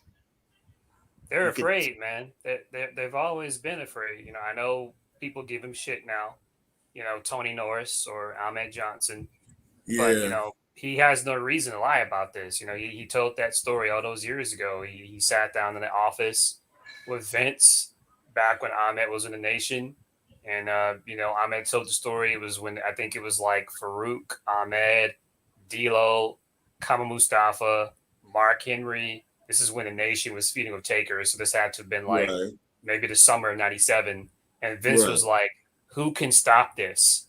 You guys are too dominant. And that was why, like, he kind of did the story where The Rock, like, took over and, like, made the Nation implode from the inside. So basically, in so many words, Vince told Ahmed, like, in 1997, you guys are too dominant. Like, nobody could believe any superstar beating you guys, you know? They're never truly, as long as Vince is alive, bro, as long as he has some influence, he's never gonna let like us you know take over. Look at what they're doing on SmackDown. Like the stuff of Lashley and the Street Profits is cool, but they still haven't given it an official name when every other group in the fucking company has a name. Like what? What is that? Like what? How did you not have a name yet? It's so weird, bro. But you could tell before Triple H got his heart attack, you could tell he was going to push the living shit out of Carmelo Hayes. Shawn Michaels understood it, so he basically followed the directive. But Vince threw a curveball. He brought in Braun Breaker and whatever the fuck was. I think they're doing okay with Carmelo Hayes. You know, I don't watch NXT like that. I do know that he loses too many non-title matches.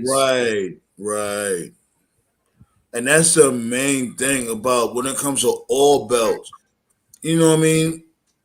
And basically, because you know WWE is the end all be all when it comes to most wrestlers, most fans. They're the end all be all. And I don't like the simple fact that they are trying to make it seem like belts don't mean shit.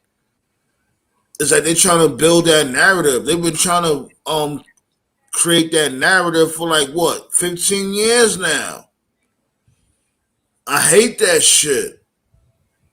You like anybody, I don't give a fuck who you are. If you're on a losing streak, you should not be the number one contender. Like, it doesn't make no fucking sense. It doesn't. Like, that's why, man, shout out to the Tribal Chief, B. Fuck that. The Tribal Chief. Because not anybody could just come up to him and be like, oh, I'm the number one contender now. No. You gotta earn your right to come come for the king. I remember one of the funniest Tribal Chief moments was when I think it was Drew coming to the ring, and he instantly during the pandemic era, and instantly said, "Turn that fucking music off." I'm like, Dynasty said conspiracy theory. They were pushing Ahmed, then Russo gets involved, and the idea for Montreal gets put in place, and Brett faces Taker instead of Ahmed because let's not forget, Ahmed took out Taker at King of the Ring. Well, legend be told, Vince actually wanted to have Ahmed Johnson be the first black heavyweight champion. Yeah. Ahmed was and Ahmed, he was the one that got cold feet. Like he didn't want to beat Undertaker for the belt. Yeah, he was the first black. He was the first black IC champion. He was injury prone. That's what happened. He's the first wrestler. When I think of injuries derailing your push, the spokesperson of that will always be Ahmed. He got hurt twice. Once when Farouk kicked him in the guts. I think he had like a ruptured kidney or something. Yeah, he broke And, his ribs with a gut kick. yeah, and then he that got was hurt again. that was on him though. Like The worst. Farouk said, like, "Yo, I'm gonna fuck him up when I come He back." warned- He warned everybody. He He kept warned getting everybody hurt. backstage. He kept He's like, "Yo, getting hurt. watch this. And I'm gonna give him a receipt." and then in his absence, when he got hurt, you don't want to get hurt. You don't ever want to get hurt in wrestling, but when you get hurt, there's always that chance that other people get over. And by the time he got cleared and when he came back, guys like Austin and Rock were on the up and up. And you had like Mankind on the up and up, and Taker was reinventing himself, and you had the stuff of Kane. Like, just was way too much shit happened in that time period where he got hurt, and he couldn't keep up.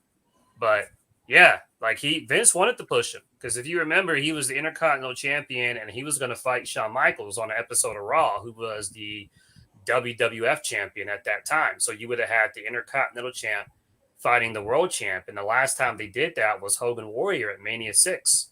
So yeah, Vince thought very highly of Ahmed. But you know what? When it's all said and done, at the end of the day, and I know people give him crap, at the end of the day, man, he's still the first ever Black Intercontinental champion. And for that alone, he's a Hall of Famer. You know, I'm gonna let you go, Black. I'm gonna let you go, but I want to just ask this because it's a great segue. I don't know if you guys seen in the Facebook page, the Wrestling Council Facebook page.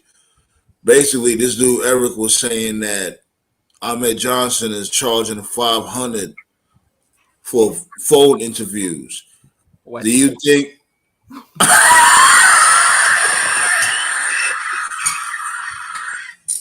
Y'all didn't even finish.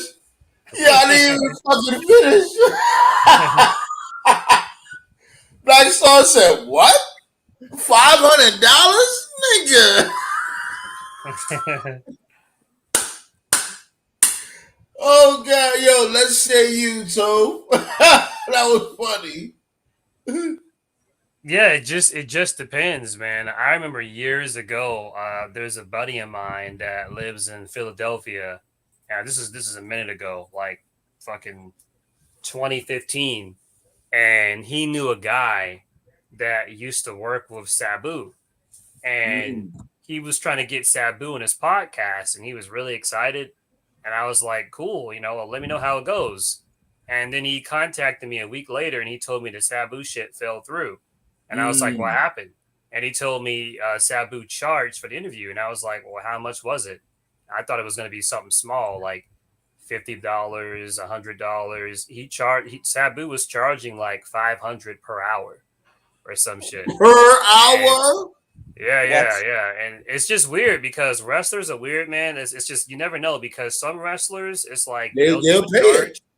Yeah, and then some wrestlers don't care. They'll just talk to you for free. Like we were just talking about him early in the Roundtable. I'm friends with Elijah Burke, aka the Pope. I've been friends with him on Facebook for years. He's a cool ass dude. He's online all the time on PSN. He's online on Xbox Live. You can message him at any time and he'll answer. He'll respond. There's another chick you may have heard of her. You remember the Dollhouse? Remember Marty Bell? Remember her? I got her on Facebook. I'll talk to her from time to time.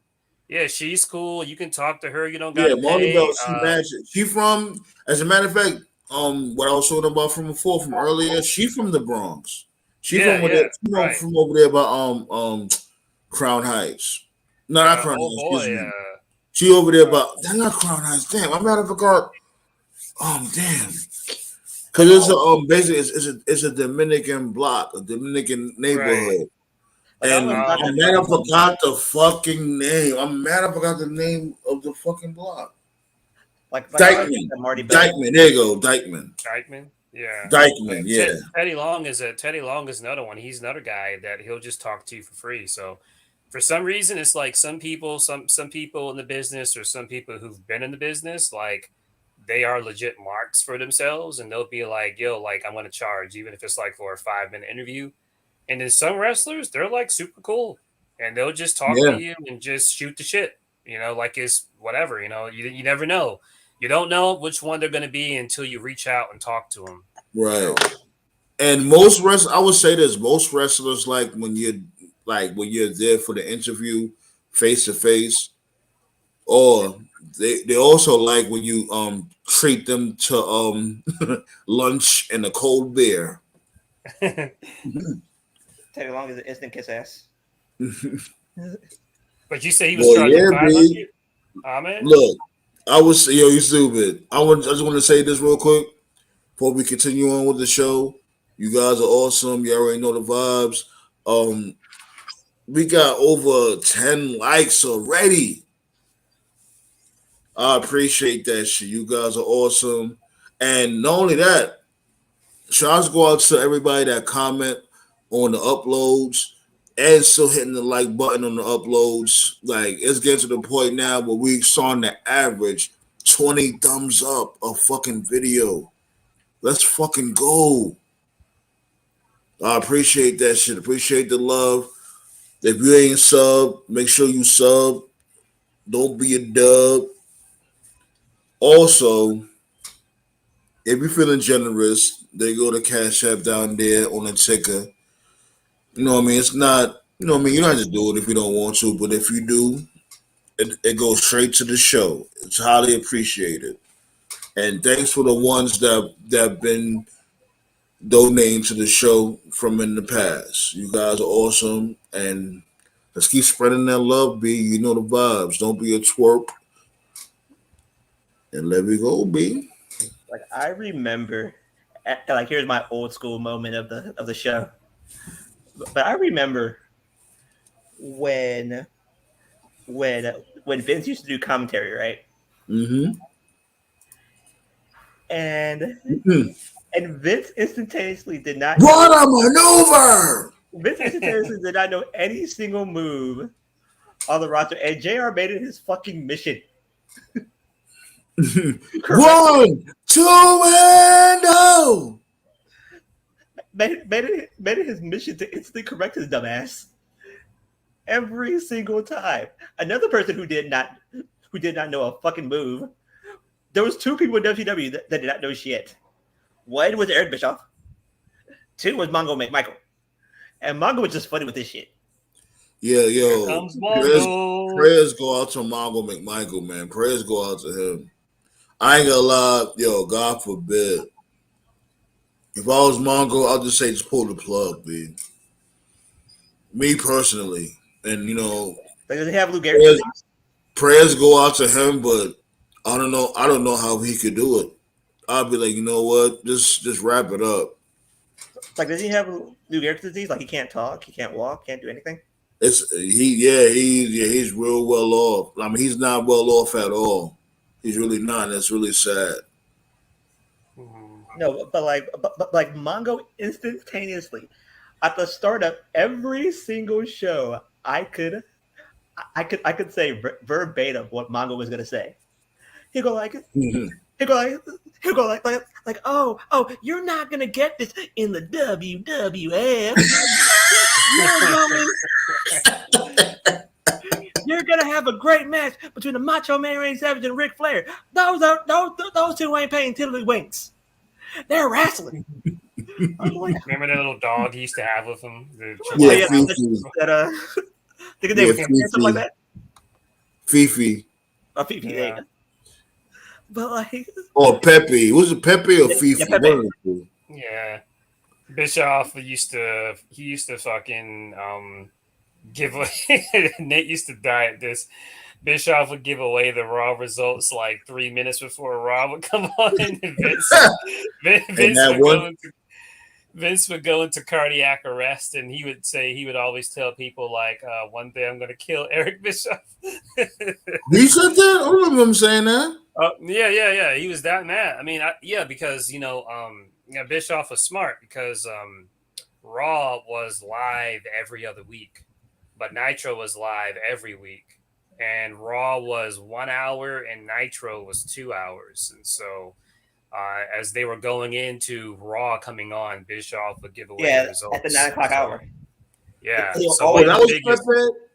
Oh, okay. Who the fuck was I could have sworn that was this dude's fucking pet. Yeah, I forgot the pet's name. But Yeah, yeah, another- one of the biggest one of the biggest what do you call it? Like revisionists, yes.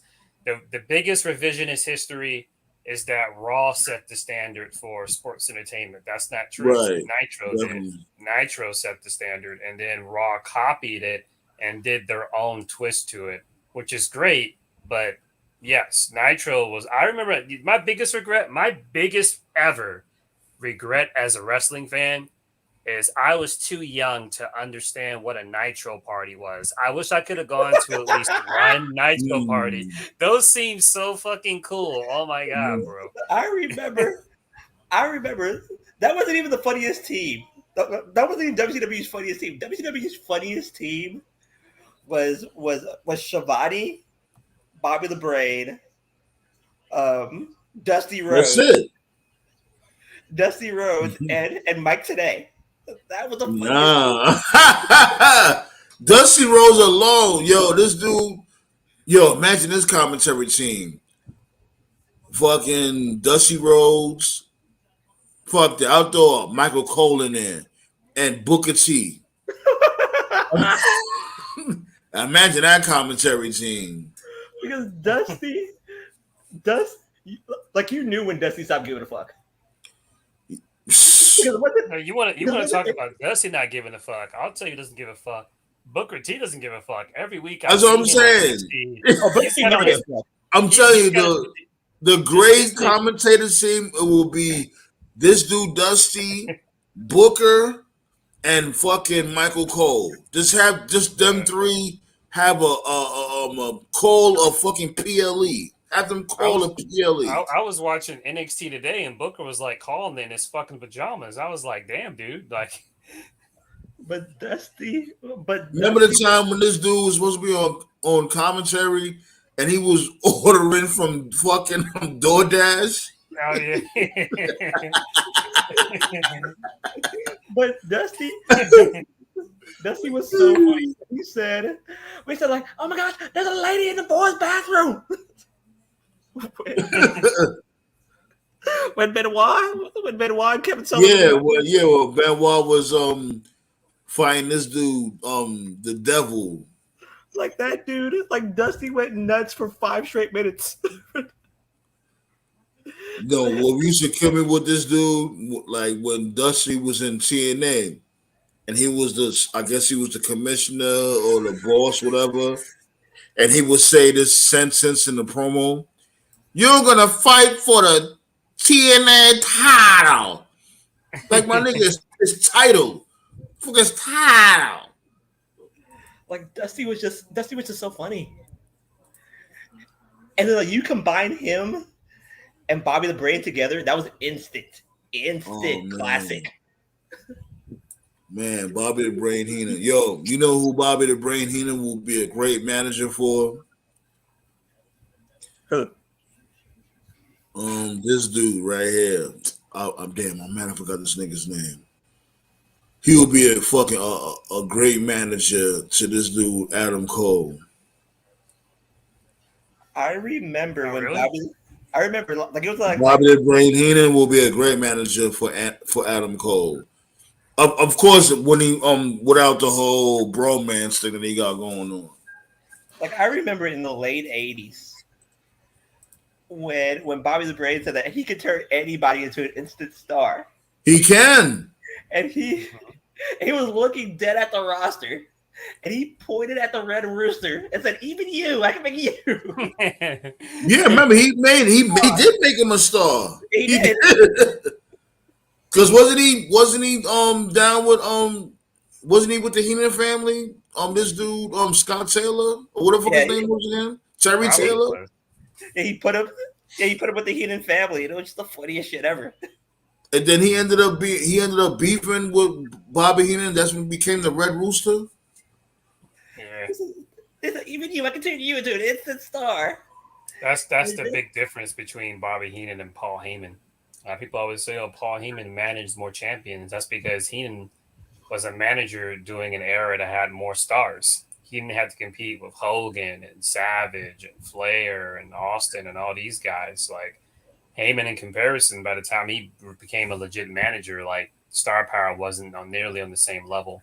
They're both Was he great a though in star? their own way. Like, was he a manager in the '90s? And he managed Austin when he first started. Yeah, he did. He did. Yeah. The Deadly Alliance or whatever they were called.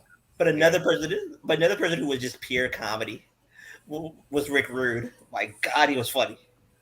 Hell yeah. Rick was great. Yeah. When he would stand in the middle of the ring, and he would say, "For I want all you fat out of shape."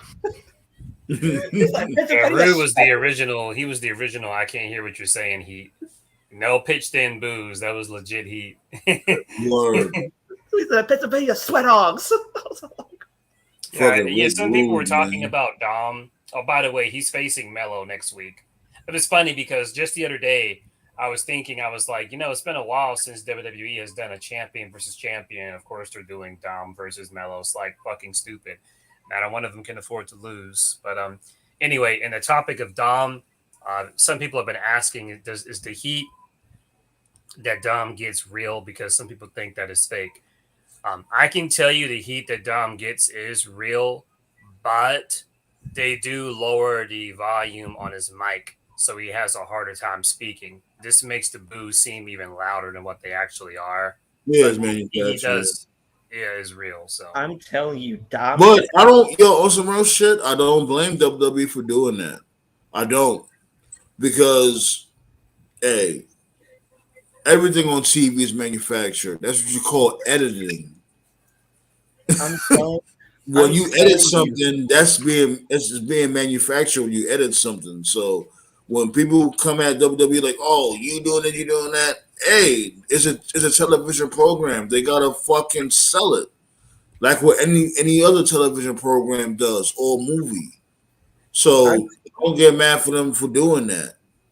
I'm telling you, I can't believe WWE never did this, and they should do it.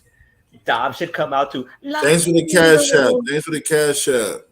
Dom should come out to Latino. Hey, Latino. Hey. Oh yeah. He should definitely do that. If he comes out to that, come out with the low rider and everything. Yes, they should do that. He'll probably do it when he becomes face, like 10 years from now, whenever that is. So 10 damn, he said 10 years from now. He can become face way before 10 years from now. Like I'm telling you, they should do that.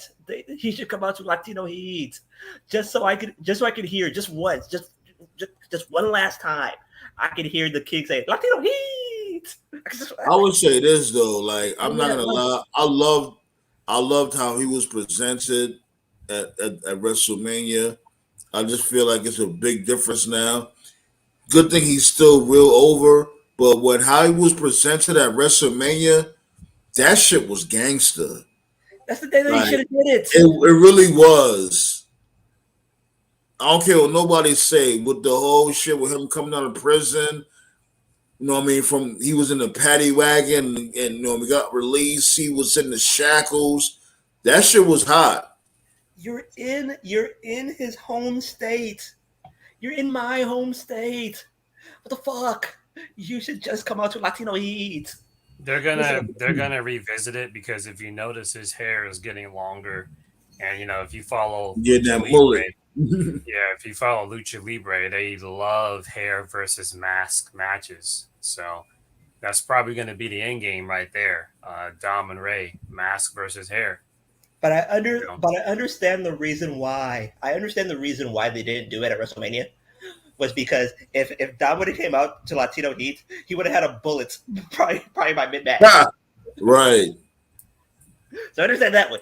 The only place that's worse if he were to do it is El Paso, Texas. If he did that in El Paso, he would have died. He would have died by the time that lowrider got to mid-ring.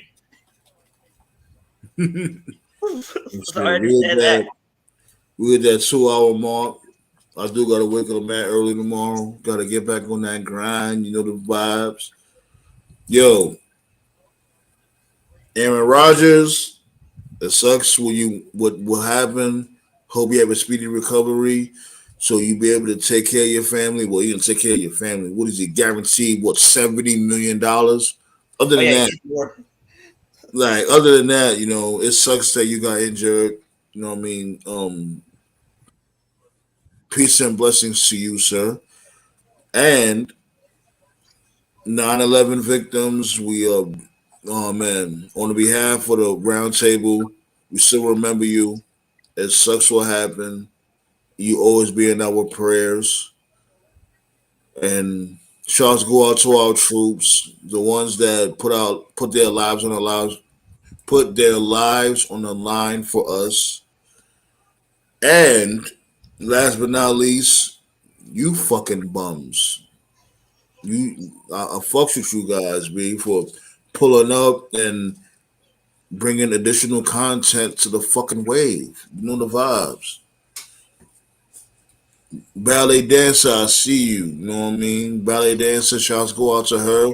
Dynasty always pulling up. All y'all pulling up.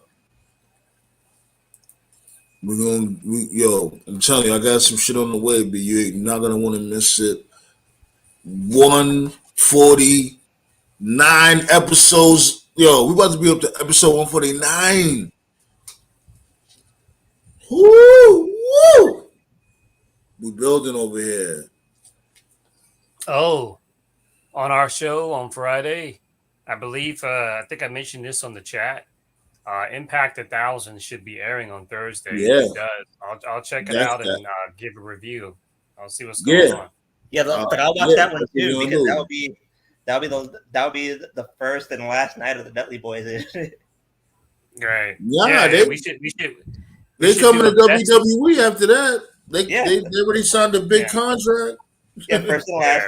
Yeah. First We and should last. we should do a best and worst of TNA to celebrate the 1,000 episodes on the next show. Oh, I have a Dedicate fucking the laundry whole list show of to the it. worst. Sounds good to me. I have a fucking list like fucking 2 pages long of the worst. So I guess there's gonna be a straight up Impact episode for Friday. Yeah, Wrestle Talk, something you guys should do. Like I don't have a problem Like, with that. that's gonna be the main topic, and there may be some breaking news or some up to date news, like when it comes to Matt Riddle, Tickle My McGriddle, bum ass weirdo. No, Tucker, what the fuck? Yeah, I'll keep this brief because I know we're out of time. As far as I understand, because I didn't actually give a comment on this, this whole merger with WWE and UFC, as far as I understand, as of now, it should not be dramatically affecting the product itself. It's mostly going to be affecting like the staff, like in the actual corporate world and stuff.